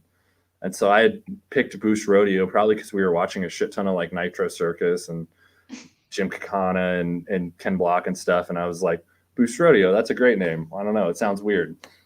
And then we bought the Corolla, and we just had a create. We're like, hey, let's start a YouTube build on this like shitbox. And I said, well, I already have this account I made for Instagram called BoostRodeo that I've been posting stuff on. Do we just want to roll with it? And that's kind of what we did. And then it just snowballed into this. It kind of reminds me of when we rallied a Mark II Supra with STI springs around the existing shocks and springs. So it's like, you do not care about this car, but we were rallying the shit out of it in Idaho. I think it was Boise. It's like a hoopty that you're just like having the best time in, and you do not care. Right. And it still ran afterwards. It's perfect. They're the ones that just never die. Ryan and I had this conversation a few weeks ago. Is that car is so abused. We got it. We banged it off like probably 7,500 RPMs for the whole night because we were drinking. And then we tore down the motor, put it back together, and we have never done anything since. Oh, we didn't even tear it down. We literally just pulled the motor, pulled the pan and all the things, and like fixed all the leaks. Valve job. Yeah, so we did adjust the valves. That was probably the most love it got. But like the head didn't come off, nothing. Like we looked in the bottom end, and like when the rods were dry, they had just a tiny bit of jiggle, and we're like, that looks like about 20 weight of oil worth of clearance. Those bad boys, we'll send it. And then we just slapped it back together, and dude, the thing literally, it starts up every time when it shouldn't. And then it goes from being cold to on the limiter pretty much immediately. So it lives on the limiter or in the backyard. I mean, I don't know what else it does. Just that's where it lives. Mm-hmm. Pretty much. Does it even have a limiter now that I think about it? It doesn't. It's just how much air can that Weber carb? Yeah, the carb chokes it out. It doesn't bang off a limiter. It just quits revving, and you have to shift. Right. It's like a Geo Metro. Yeah, basically. Do we have any other? Oh man, I have not been watching we got on a big tangent, and I quit watching the. I know. I'm sorry. They're telling you to stop everything, like 20B, the Supra Shay. Yeah. The one thing that does keep coming up, and some guys were late to the show, is they want to hear more about SupraMotive. They want to know how it got started. They want to know where you're going with it. To the moon. To the moon. That's what I said. I said you were bored. You wanted to do something, and now it's blowing up. I like Supras, and I like art, and I combine them. No. So what I told Eric earlier was I like Supras, and most people have like kids or a mortgage to motivate their spending habits. Well, my car, since I got it, has been my motivation to get the career that I have and like grow as a person to afford it. So essentially Supra means above in Latin. So I thought like go above your motivation. This is deep. Because you're like, everybody thinks it's just so you sell Supra parts. And you're like, no, I chose Supra because of the actual meaning behind it. And people miss that.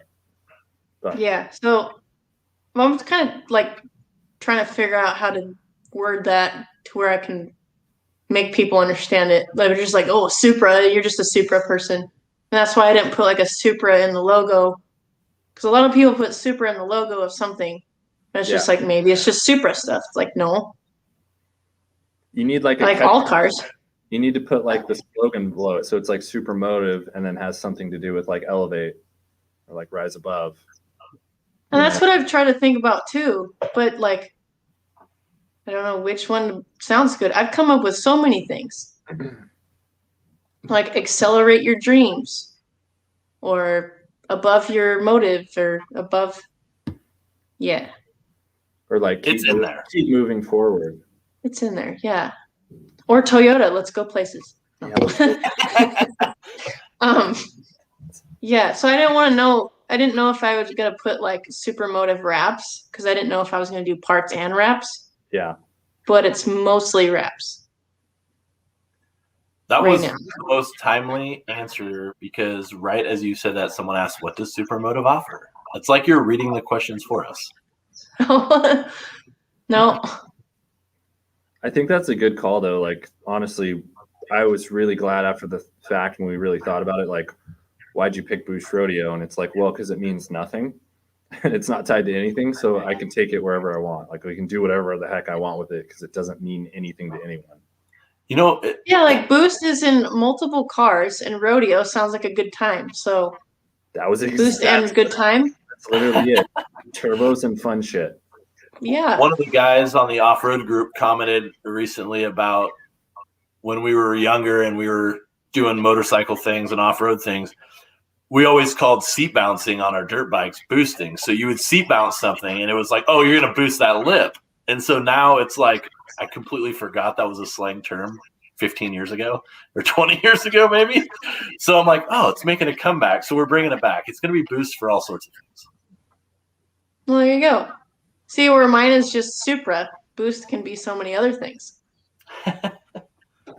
Savvy says if we get 10 more subs, Shay has to wrap her car yellow. I think that's going to be a hard sell. We talked about this. So the yellow Supra only comes in Europe. And I thought it was like both the ugliest and most beautiful color for Supra. I'm just like, JDM California had a yellow one. I think it was wrapped. But I'm like, I need a yellow Supra. Maybe in the future. I can't do yellow. That's one of the few colors on. It's so dumb. There's very few cars that I appreciate in yellow. I don't know. What about a IS300? I don't know. They look so. There's much not better. many good-looking yellow cars. No, there's not. Like I've seen, it's more like exotics. I've seen a couple like Ferraris and stuff that pull it off okay. Yeah. Lambos, there's a ton of yellow Lambos, but even then, it's not. I don't know. IS300s have such good color paint codes though that a yellow is just way down the list for me. Right. What was the term? think they- Is it labia swinging? Is that what a yellow car does for you? Labia swinging? No. that would be nut swinging at that point. That's what. Depending on Joe says kids ruin everything. what. So I got a shout out. So Seth came in here and goes, when he first entered the chat, he goes, "Hi, Shay. I'm Seth. I'm your biggest fan." How about an FD in yellow?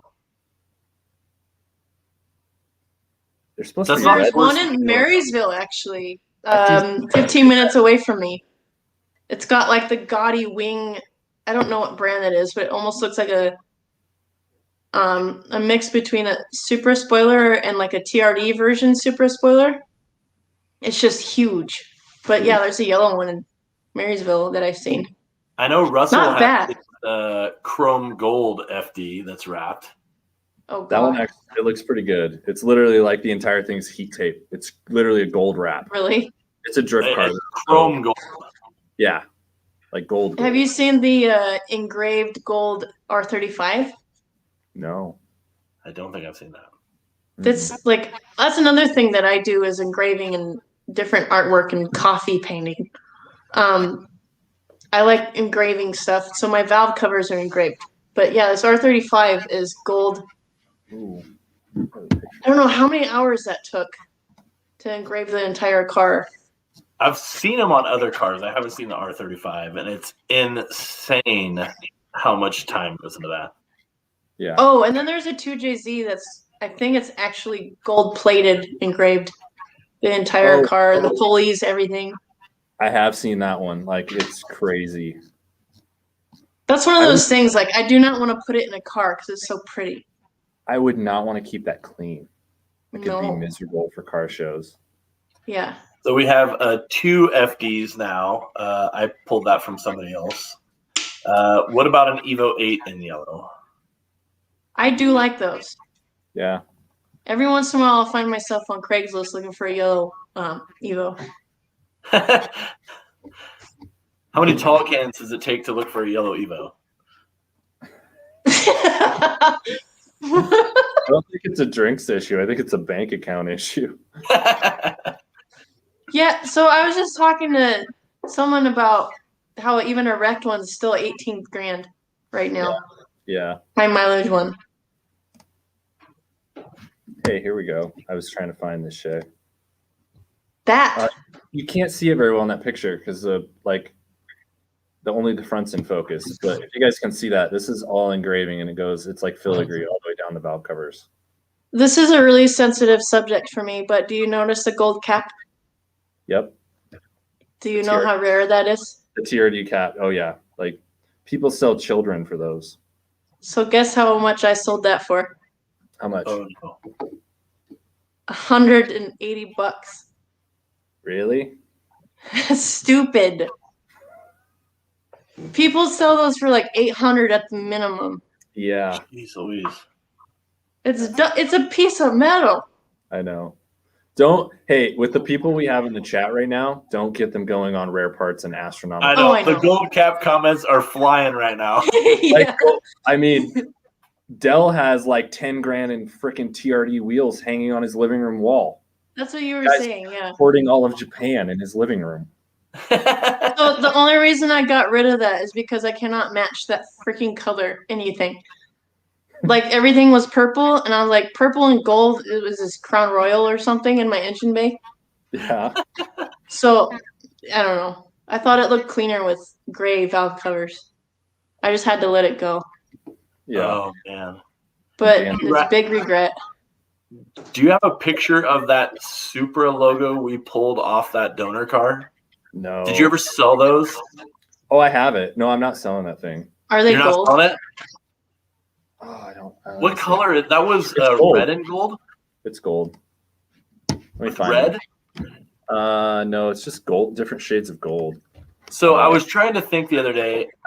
Someone asked me what we paid for that car because we basically bought the car for the rear end.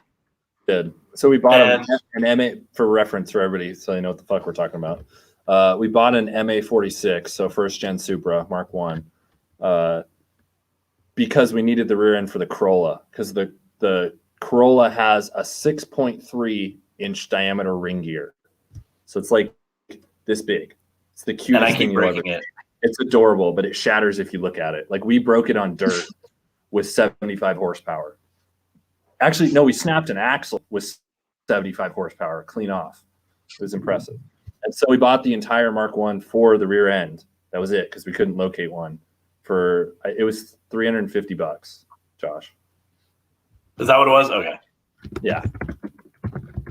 And when we saw it, it was in terrible, terrible condition. Oh It yeah. had been sitting for quite a few years and windows down in the snow. Dude, It was I don't think I've ever seen one that's clean. No, it was Actually, no. Hugo has one. He's got every generation of Supra, I think. Really clean white one. That's the hood Oh ornament. wow! Yeah, it's like this big too. It's like probably a little over 2 inches, 2.5 inches. That's So they're really pretty. sick. So we saved that. We're like, I'm not selling this piece, even if it's worth money. Like we're gonna like mount it on the dash of the Corolla or something. I saved the firewall VIN plate too. So like when we build the Corolla, because we're probably gonna take the rear end, because they have the 7.5 inch diff straight axle and it drops right in. Like literally, you need a different pan hard bar. That's it. And then to get a drive shaft made. But we're probably gonna take the W50 transmission too, because it's a lot stronger than the T5 or the T50. But I think we're going to mount this and the VIN plate from that Supra on there somewhere, since it gave its life for the Corolla. We have the whole front end of that car still too, right? Yeah, I saved the whole. Yeah, has bigger brakes. Something. It'll do something. It'll do something. Yeah. Dell asked when you're going to get an A70, Shay. When are you going to join the Mark III gang? I've been looking. They're so expensive. You're saying that with 2 Mark IVs in the garage behind you. I know. Yeah. Okay. Well, I looked years ago and it like $5,000, but now it's like I think it was a teal one for 13 at a dealership. Okay, well, the teal is the rarest Yeah. color. Like teal is RSP, Oh, I know. Quicksilver. So for reference. Daryl had one for like a month. Yeah, he shouldn't have got rid of that. Well, then he sold it to, forget the guy's name, but it made it all the way down to Vegas and then it like overheated or something, but it's still like cool. Oh, I think I've seen like a black one at a dealership as well. Not 13, but still pretty stupid. Ryan has 2 parts cars that can make one, maybe. Well, that's what I was thinking. Like, put like an exo cage, like Mad Max, on the white one. Yeah, she was like convinced I could save that white one. I'm like, I don't know. I don't care if I'm going straight doing this. It'll be freaking cool. How's As long as if you're sideways, it doesn't matter. Oh, the front clip on. So here's what I'm probably gonna do. I have 4 A70s right now. Technically, I've my 2 ones that are nice, and then I have another parts car I bought way back in the day. That's like I think it's an '87. That so this kid, his dad let him drive it for the very first time, and he put it into a guardrail in the quarter panel.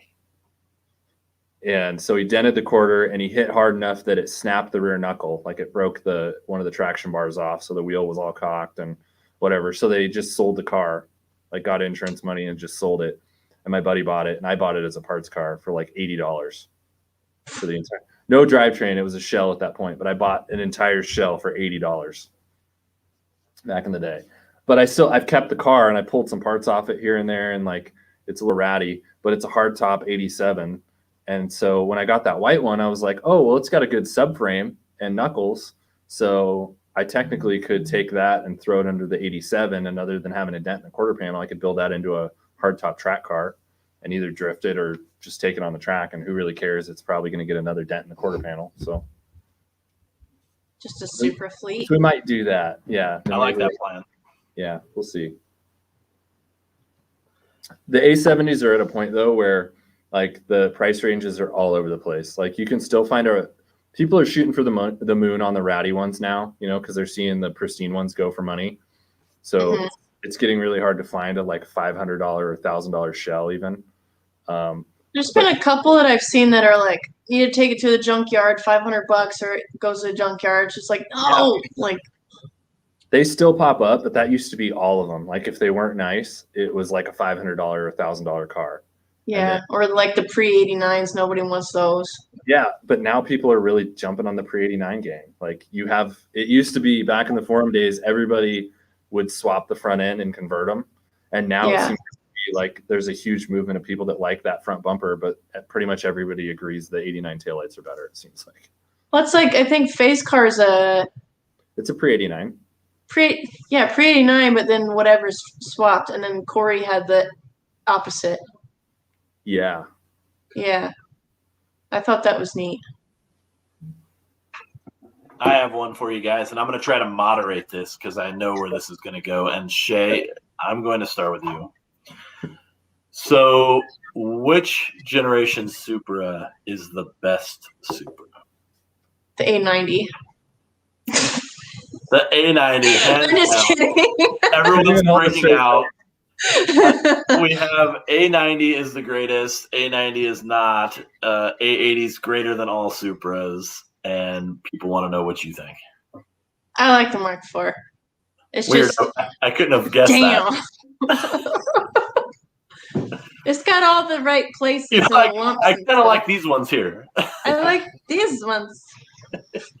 No, it's just. I don't. So I've always wondered if the people that were born in the 90s like 90s cars. So like, because I've had a couple friends that are born in the 80s, 89, 88. They're like, I like 80s cars, like a FCR7.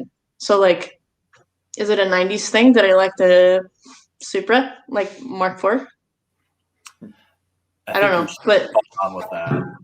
I think it's true because the body styles are so different in those generations. There's like probably 93, 94 that cuts off all the old square body styles, whether it's the Fox body Mustangs, the Camaros, you name it, the Mark III to Mark IV Supras. I mean, there's a range after 92 where everything changes. Yeah, it's like a decade thing, like a second gen Eclipse or the FD. It's all bubbly. Yeah. Yep.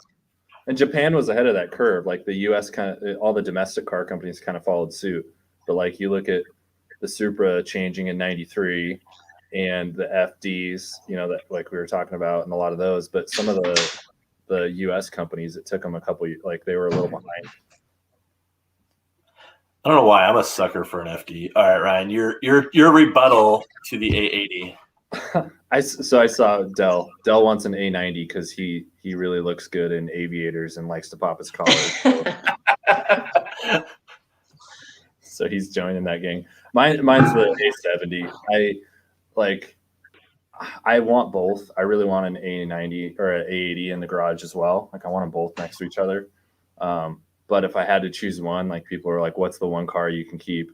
It'd be the Mark III for me. And I actually started wanting a Mark II. Like that was the Supra that caught my eye first when I was a little kid. Yeah.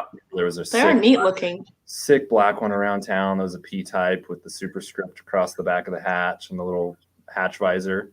And I always wanted that car. And then I started I'm one of those dudes who just goes down the rabbit hole and researches stuff. So like the internet was still a pain in the ass to use. And I remember being like 12 years old and like, I want to learn everything about Supras. And so I Googled the Mark IIs and I found the Mark IIIs and was like, I like that better. Like, I think I'm in love. And then I found the Mark IVs too. And I was like, man, I really like those too. And then when I started getting, 14, 15, like thinking about cars, like buying one, it was like, oh, the Mark IVs are still $20,000. I can never afford that. Like that's a pipe dream. And so I kind of settled on, I think I can buy a Mark III.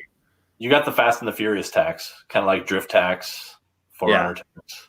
Yeah. And so when I remember watching that movie when it came out, and like I already knew everything about the 2JZ and the Mark III and the Mark IV, and just watching that and being like, holy crap, it's in a movie. Like nobody knew what these cars were as a kid. But yeah, the Mark III body lines are just so complex that more aggressive looking than a Mark IV. They're really aggressive. And you look at them at certain angles, like especially after owning one, you see them like pictures and it doesn't do them justice. But the more you stare at them, the more you notice little design things. So they're also, having driven both, surprisingly, I think the Mark III feels a little more nimble, which a lot of people don't expect. Not being a super guy, Supras were unattainable, is how we always looked at them. It was that not quite supercar, but supercar. You could never own one, so go race your Honda type thing. And having driven yours and having seen, not sat in a Mark IV, the thing that's most impressive to me is how driver oriented the cars are. Like, it's insane compared to anything else you drive. We have one question. How do you feel about A70, Shay? I've always wanted one. I was always wondering like how I can incorporate a Mark III thing into a Mark IV. Like the front fenders, they're so much more square and aggressive, and I just like the body style. It's just more aggressive. Like a Mark IV, just like, hi guys, I'm here at the party. Like, and then Mark III is just like, sup, what's going on? So hold on. So Mark III is what's up in your face, and Mark walks in hips first. Is that what I'm hearing? Yeah. They're just like so happy to be here. And then Mark III is just like, okay, let's do this. Even though Mark IV is just, if you have the right body kit, it still kind of looks aggressive, but the headlights are just happy, I guess. It's your bubbly personality. Well, in your car, like with which bumper do you have, Shay? I always forget which one. The Redux. Redux. Yeah. It's the stock one, but kind of more boxy. But more smiley. Yeah. It's happier. I've heard a couple people tell me this over the years is I'm a Mark III person and a Mark IV. Like you go from like Mark II to Mark III to Mark IV. They all kind of have the same kind of personality. And I've noticed some Mark IV people are just like, oh, you didn't get a precision, name brand something. Whereas a Mark III, it's just like, oh yeah, I got a group buy on stuff and it's pretty cool. It works.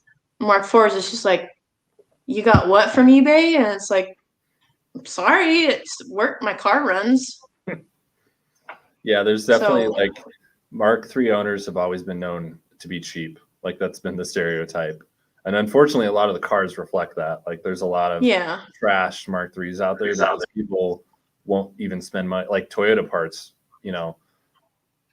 buying new window trim for $1,400 to most Mark III owners, even when it was available, was like astronomical. Like why would I buy window trim for $1,400 where the Mark IV crowd is like, well, that's just what it takes to restore the car. And now we're starting to get there where the prices are, like I would gladly pay $1,400 to buy new window trim today. Right? It's like what you're wanting to do with the car too. It's like if it's going to be a show car or is it just going to be, you're going to use the car? True. All right, it's like where you have like Stu Hagen. Like everything is perfect. He uses a toothbrush for every detail. Like everything is immaculate. Whereas I guess my bumper's falling off. I have cracks in places. Hood's not $1,000, $3,000 hood. It's $300 hood. It works, but I don't know. Depends on what you're like. If I'm going to race the car, I don't want to spend $1,000 for a bumper to fly off. You also put it's like you're gonna buy an Oakley's sunglasses. You're gonna lose it in a river. You're gonna be just smashed. That's I would be upset. When your car is a driver and a never-ending project that just keeps getting better and better. Yeah, it's just like everybody's like, do it right the first time. It's like, well, what's the right thing? I'm gonna change my mind later. Yep, true. It's just like getting 1,000cc injectors. I only want 500 horsepower. Maybe 600 is fine. Maybe 1,000 horsepower is fine. I don't know. 600 is pretty cool. Stock, so. Right. Yeah. It's too funny. Ryan, I am going to speed you up because we're coming to that 2-hour mark, and as you know, these always go longer once we start talking about cars, and I have kids to put to bed. So I'm going to answer one question that came up multiple times, which is who the hell am I and what am I doing here? So Ryan married my wife's sister. I think that's the order it went. And so we're brother-in-laws, and we started this crazy thing with Ryan having an Instagram page and us realizing we needed to pretend like we were going fast in slow cars, and they slowly got faster. So if you check out BoostRodeo Off-Road, that is my quasi-daily. It's street legal where I live, so that counts. I drive it in the snow with locker and two-wheel drive just to piss off the neighbors. But Ryan always finishes with his questions. So, Ryan, I'm pushing you to these questions so I stay married tonight and put these kids to bed because, as you know, my wife is sick. Sounds good.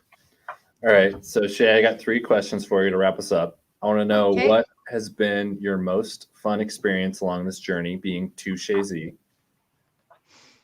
All the stuff you've done. Everybody I've met, I mean, from across the states or even the world, is meeting all these people you've never met and connecting so deeply with. Sometimes, like even going to Spokane to have a snowboard trip and not have anything to do with cars, but yet you met through cars. So like the Pac Northwest, some of them is just like a little family. We all go through like an emotional state and we all just kind of get it and we help each other out. And it's so cool that we met through cars with that. Mm-hmm. And that's just something like FD when you came here. That whole group is just my people. Like I just feel like they get me. Like I don't have to talk and they get me. Right. So that's just my emotional part of it. Or if you do talk, you can talk about cars for 3 days and no one judges you like when you go to normal people's houses. Yeah. They're like, why have you been talking about cars for 3 hours? And these people like want to keep talking about cars after 3 hours. Yeah. I mean, that's all I know how to talk about. You know what has resonated for me and the stuff that Ryan showed me from going over to your place, and I know you guys came over this weekend and went snowboarding, is when I see pictures of your place, there's all kinds of cars there. They're not just Supras, and that's something I think Ryan and I embrace because we just love everything, even the cars that most people hate on. You don't care. People are putting time and effort into these, and they're passionate about it. It's cool. It might not be your brand of cool, but it's still cool, and that's awesome. There's a couple of people that are just like, oh, I just have a Honda. It's like, well, do you like it? Well, yeah. Well, cool. Exactly. If you're passionate about something, that's what I like. I like if you're happy. I don't care about your car. If you love it, cool. If you're stanced and your wheels are crooked, not my thing, but if you like it, cool. Yeah. Totally agree. That one totally resonates with me just because like we've been doing this for a couple of years now, Josh, and it's fucking hard. Like it's so much work to do all this and put it in and you it's not like you make YouTube money is not a lot of money. It's not like there's a big reward. Honestly, the only reason that I can say I haven't quit is the people. Like the people I've met through this are worth every second of it. Like absolutely. It's like when Faye said something about her career as a therapist making $75 an hour and then switching over to being a mechanic and making nothing. It's like, well, she loves what she does, but, you know, gets paid for not so much. Yeah. It's just like paid less, love it, or hate it probably, and then get paid more. Right. Well, it's, you know, like the video we talked about earlier that we spent time on and Ryan spent time on. We shot it, Ryan started editing it, and it never went anywhere. And I just came across one yesterday or the day before that we shot at Spring Matsuri that I put all together, and I never even sent it to Ryan because you just get busy and lost, but you keep doing it because the people and you're having a great time. Mm-hmm. Yep. You like build a family. Okay, so next question. We'll try to get off that one. That one went long. It was a good one. It was a good answer.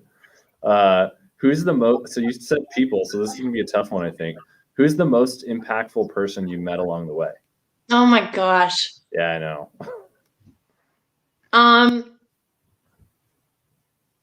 Damn. I guess I've had a lot of like Supra mentors.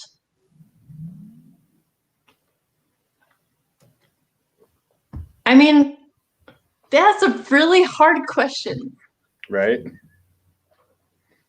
I'm just like, so there's a poster in the back that's got all the cars that I've seen over the years, as a Supra shrine. Rad Dan's been really cool, like really helpful within even Eric's build. And he's got like all the information. There's people in SoCal that I've met. And Stu Hagen, he's got like the glossary of Supras. There was one time where I took my card over to Steve that Stu Hagen hangs out with, and he reaches underneath where my the visors are, and he's like, "Oh yeah, it's 95." I'm like, "How'd you know it was a 95?" He's like, "Well, it's not cloth visors." I'm like, "It's just stuff like that. It's just so neat."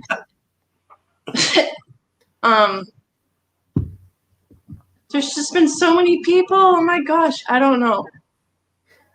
There's all of them. All of them. That's a tough question. It's so hard.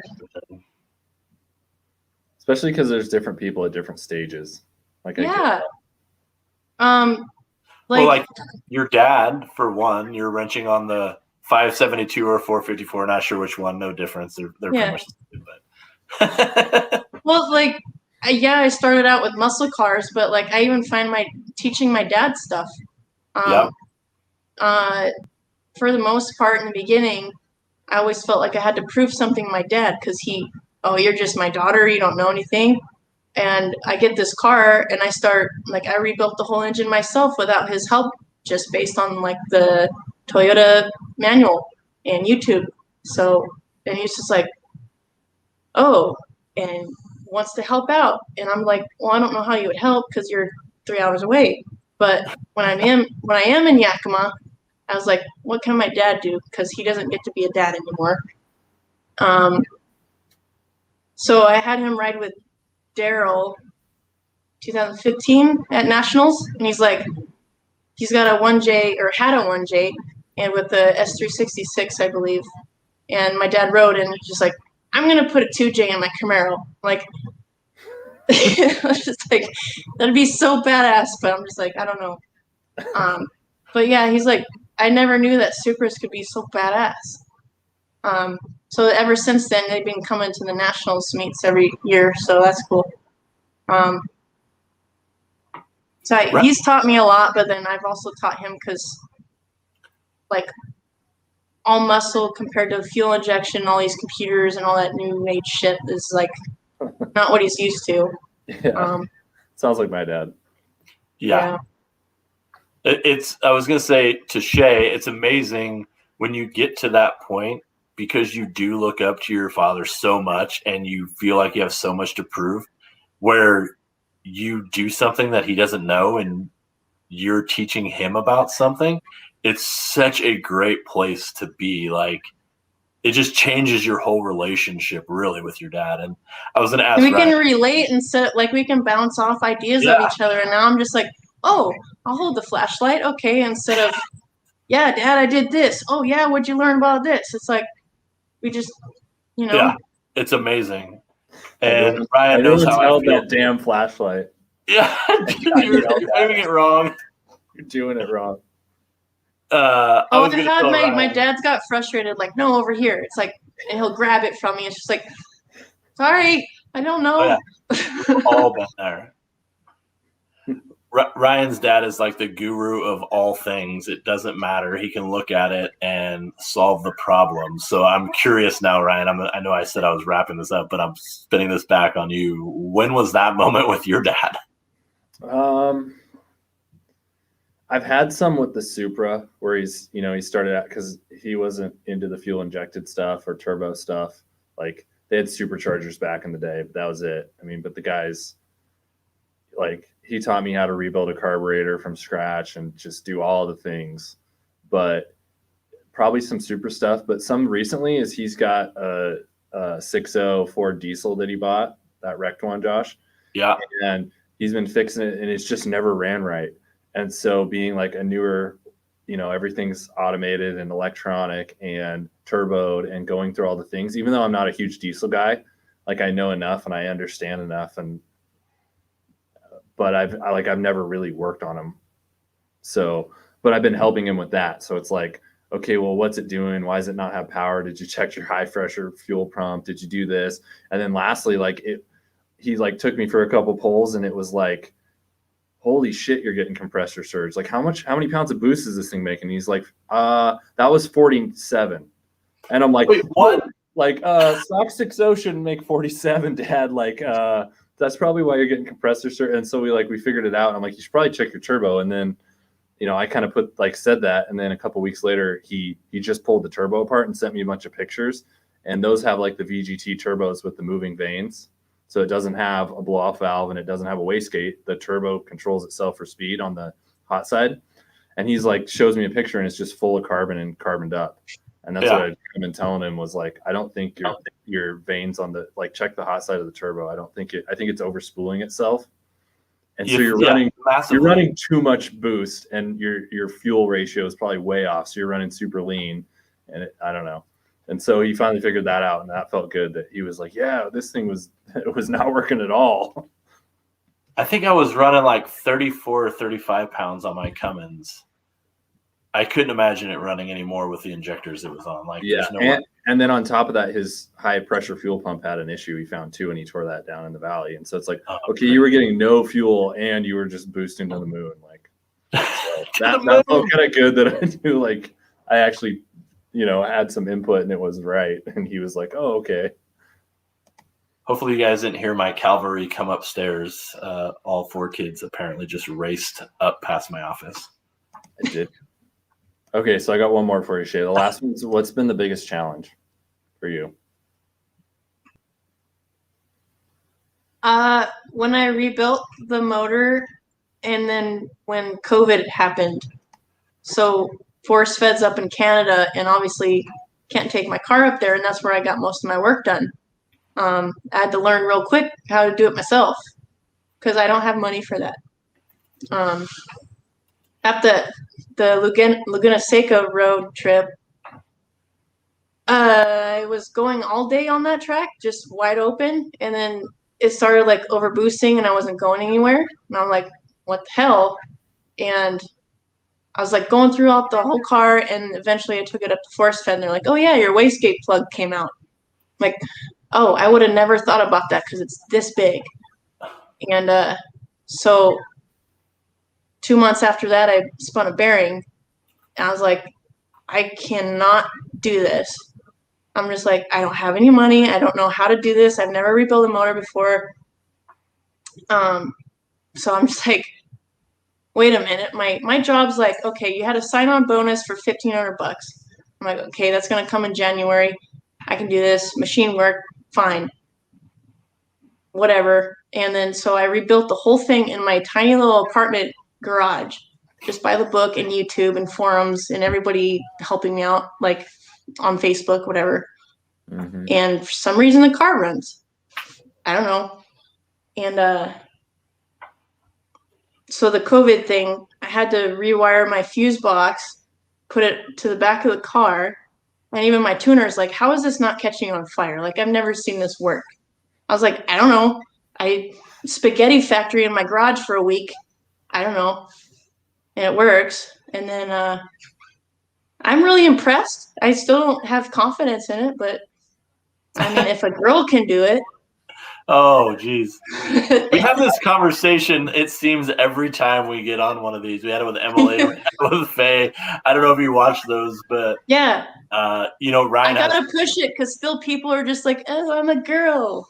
It makes no sense to me, and Ryan agrees with me 100%. And it's like, I have 3 daughters. My 2 oldest are girls, and my youngest is a girl. And I just don't look. Maybe I looked at it that way 10 years ago before I had kids, or 11 years ago before I have kids. I don't know, maybe, but it's like we went and took the Jeep out last weekend, and we installed a locker and a 4Runner on Saturday night, took it out on Friday, followed him in the Jeep. And as soon as I'm loading up, my oldest daughter goes, can I come? I'm like, yeah, you can almost reach the pedals. I mean, come on, So, and she's 11. So it's just like, it's so frustrating to hear that comes out with that question from you guys all the time. Well, I've got coming 2009. For a couple years, everybody's like, oh, you're just a girl. You like Supras, whatever. And then I started doing stuff to my car, and people were like, oh, okay, you're not just a girl that wears shorts and stands by your car. You actually work on your car. And then I rebuilt the whole car, and people started respecting me and taking me seriously. Right. And then people like Faye, starting a whole company for girls. Mm-hmm. It's really cool. It's awesome. But then I've put my car on Craigslist because I get harassed so much. That's a really hard thing about this car because I love it so much. But people wanting to race all the time, and people following me around and making sure I stop somewhere so they can talk about the car. It's like, oh my God. And what if I had kids at 11 o'clock at night? You're following me around. That's kind of weird. Well, hey, it's not really a problem because your kids in the Supra. I know a friend that's got a car seat in the back, and it's a Sparko seat, so it's cool.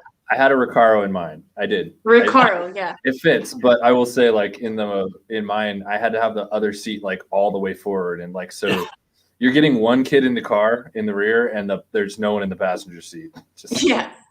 And I think the Mark IV might be actually worse in the back. I don't know. It's pretty. That is true. I've sat in the back of Gio's car, and I'm just like, this is a lot more roomier. Yeah. We went to a car show, and there was a limbo, and it was me, Bridget, and Gio, and I think someone else, but we were trying to get the car so weighted down to get under the bar. It was we're in the target top, and we're looking at the bar. I was like, oh, and we scraped just a little bit. Fun. All right, we have a couple more things, and then we'll wrap. James, Drift 350Z, says that huge fan of your car, Shay. It looks so good. Love to meet you sometime. Excited to see your company grow. Thank you. Shout out for James. And then Russell just joined in, and I got to find his comment. I lost it.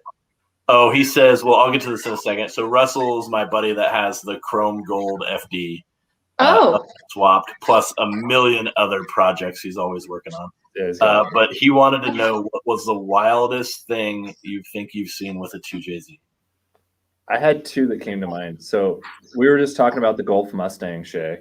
Yes. Oh, yeah. That might be one. That's a West Side car. That's a Snow County car, I think. It is. Yeah, I've seen it at a Exotics at Redmond Town Center. Yeah. It's freaking cool. It's super cool. Yeah. Like you think of an older Mustang as all rusted and all beat up, but it's a really clean build. Yeah. So it's completely like the standard Golf livery where it's the teal Orange and and blue. orange. Yeah, orange and blue with all the stuff on the hood, and it's like a 66, I think, fastback. I think it's the early fastback if I remember right. It's been a minute since I've seen it. I have a picture. Yeah, I haven't seen it for a while either. And I think he's Golf Staying on Instagram. Is it Golf Stang? Golf Stang 2J, I think, is right. Yeah. I took pictures of it. It was at WECFest. Let's see if I can find it. That one with the gold plated engraving is something that was crazy. And then a friend of mine over at Excessive Manufacturing, I think in 2001, he had his twin turbo, like everything was fabricated by himself. It was just like this mess of piping in the engine bay, and he was making 1,000 horsepower in 2001, and he said he was like one of 3 at the time. Dang. Wow. And I think he was saying he was pulling like an 11, and the head came off, like it extended so far that it just. So that was cool. Probably not respecting the head bolts part, but the rest of it. Right. Yeah, it's really impressive. We didn't we see a 2JZ boat recently, a jet boat, Ryan? Where did we come across that? On YouTube. Was it on YouTube? It was on YouTube. I think I've seen the video of that. Yeah. I think my Well, you actually will probably see really crazy 2Js in Texas 2K. Like every time I'm there, just so much shit happens with Supras. Going to the wall, you almost miss the wall, and that thing. So that's it. So it's a coupe. I was lying. It's a later coupe, 68. But it's got like a color match 2J in it, so it's really cool. Like you see the car and you're walking around and you're like, oh, that's a really clean Mustang. That's a cool livery. And then you get around the hood and you're like, wait a minute. What? Yeah, it makes a lot of people angry, which is cool. There is I love also that. He owns it. He absolutely owns it. He's like, yep, pissed you off. Have a nice day. right. The other one I've seen is somebody 2JZ swapped a Subaru and kept it all-wheel drive. We were just It about was like that. it was a WRX STI. That's probably one of Tell the me craziest. how, and I'll do it. I don't quite understand how they adapted to the transmission to keep it all-wheel drive and how they put an inline 6 that far forward where they had a flat floor, because that's such a short engine bay. I don't know. It doesn't make sense. I've seen a lot of Subarus lately have 2Js or a JZ of some kind. Yeah, I've seen it on rear-wheel drive swaps where they just delete everything. But man, I can understand like an RB because obviously the axle's through the oil pan, but like JZ, like if you could have an all-wheel drive Supra, that'd be just tits. it would be super tits. That would be like the hot chick in high school. Yeah, with bolt-ons. I'm stealing all of your stuff. The Shayisms. Your shades. All right, I got one more. It says, "What's the next car you want, Shay?" Do you have a next one on the list that like? I've always wanted a BRZ. If I was gonna have a car that was underpowered and just don't care about is a BRZ. I'd want a V8 in though. Yeah, that'd be fun. All right, Josh, we should probably wrap because I don't want to get you in too much trouble. I think Dell's hopping out. Thanks to all the A70 club that jumped in tonight. We had a ton of people in here and some really good questions. That makes it a lot more fun. Yeah, 2JZ Lamborghini coming, someone says. And yeah, I'm pretty sure Man. my wife put kids to bed already. Yeah, that would be rowdy. Well, Well, this is my first YouTube experience ever, and I think it went well. You did great. Did amazing. Oh no, your wife is laughing at me, Ryan. I don't know if that's good or you should be terrified right now because she knows something you don't. Yeah. Well, like I said, I'm pretty sure I heard the kids go to bed and I don't hear any more noise, which means I'm definitely in trouble. Awesome. Shay does not have a channel. We're pushing her to make one. That was a question we just got. It's coming. I got content. I just SupraMotive. need to edit or whatever. SupraMotive channel. Okay, so my question, and if anybody's still here, what would you want to see on the channel of wrapping stuff? Question for the chat. What do you guys want to see on Shay's channel? Shay, while they're responding, you're at 2_Shay_JZ. Is that right? Mm-hmm.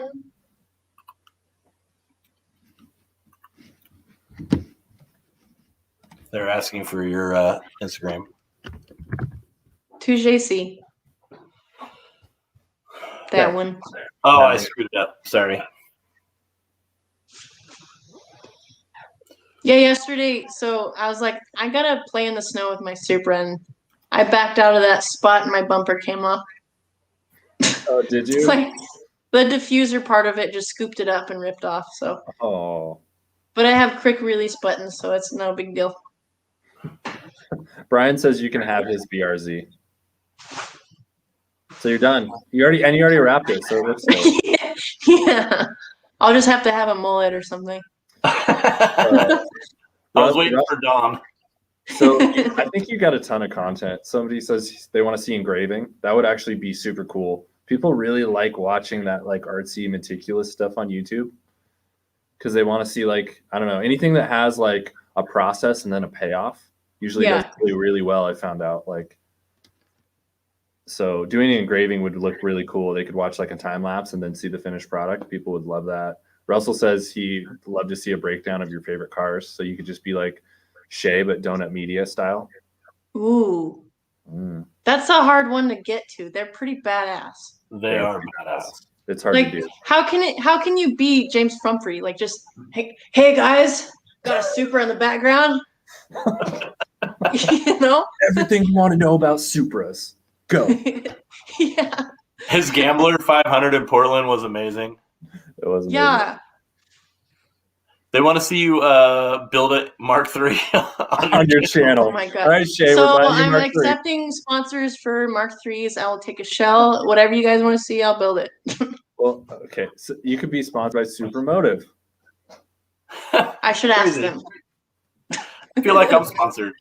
You could hit up BoostRodeo. I don't think they have any money, but it's worth a shot. They got good sweaters, though. And Kim misses you already. I know. Actually, I left my ciders over there, so I'd have to come back and get them. That's just how it works. Sorry, there's one less. I drank one.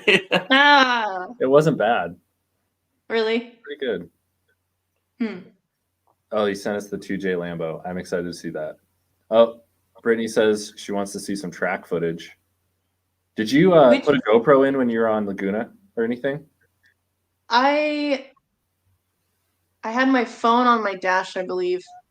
I think I made a little ride with me video, but it was just like my phone was doing this the whole time. But I do have a GoPro mount, so I plan on doing that later. Russell says he'll build your Mark III cage. All right.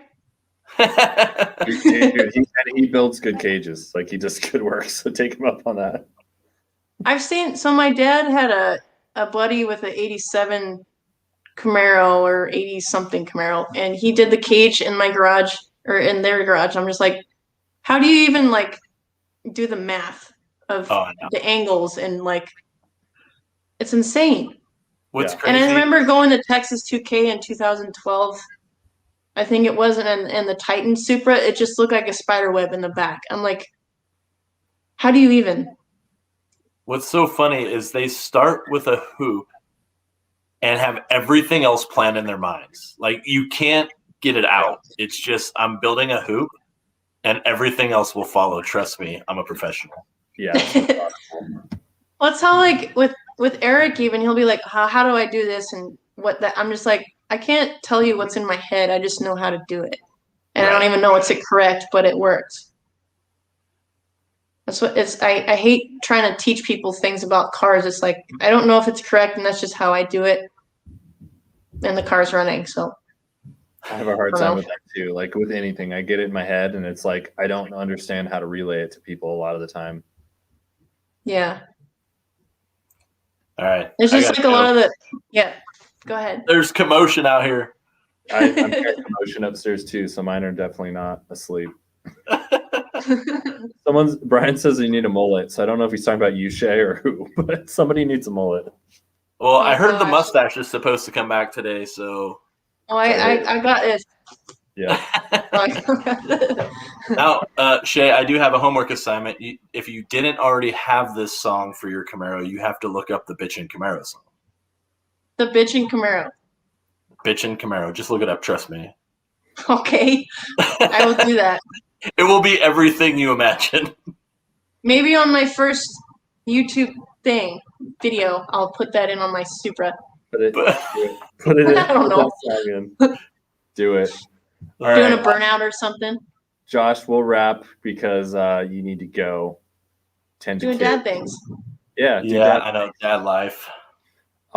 Shay, I just want to say I appreciate you coming on. This was super fun, and appreciate you for just being you and so humble, even though you're a big deal, but you tell people you aren't. And for being my car family. Aw. Well, thank you for having me on my first exposure.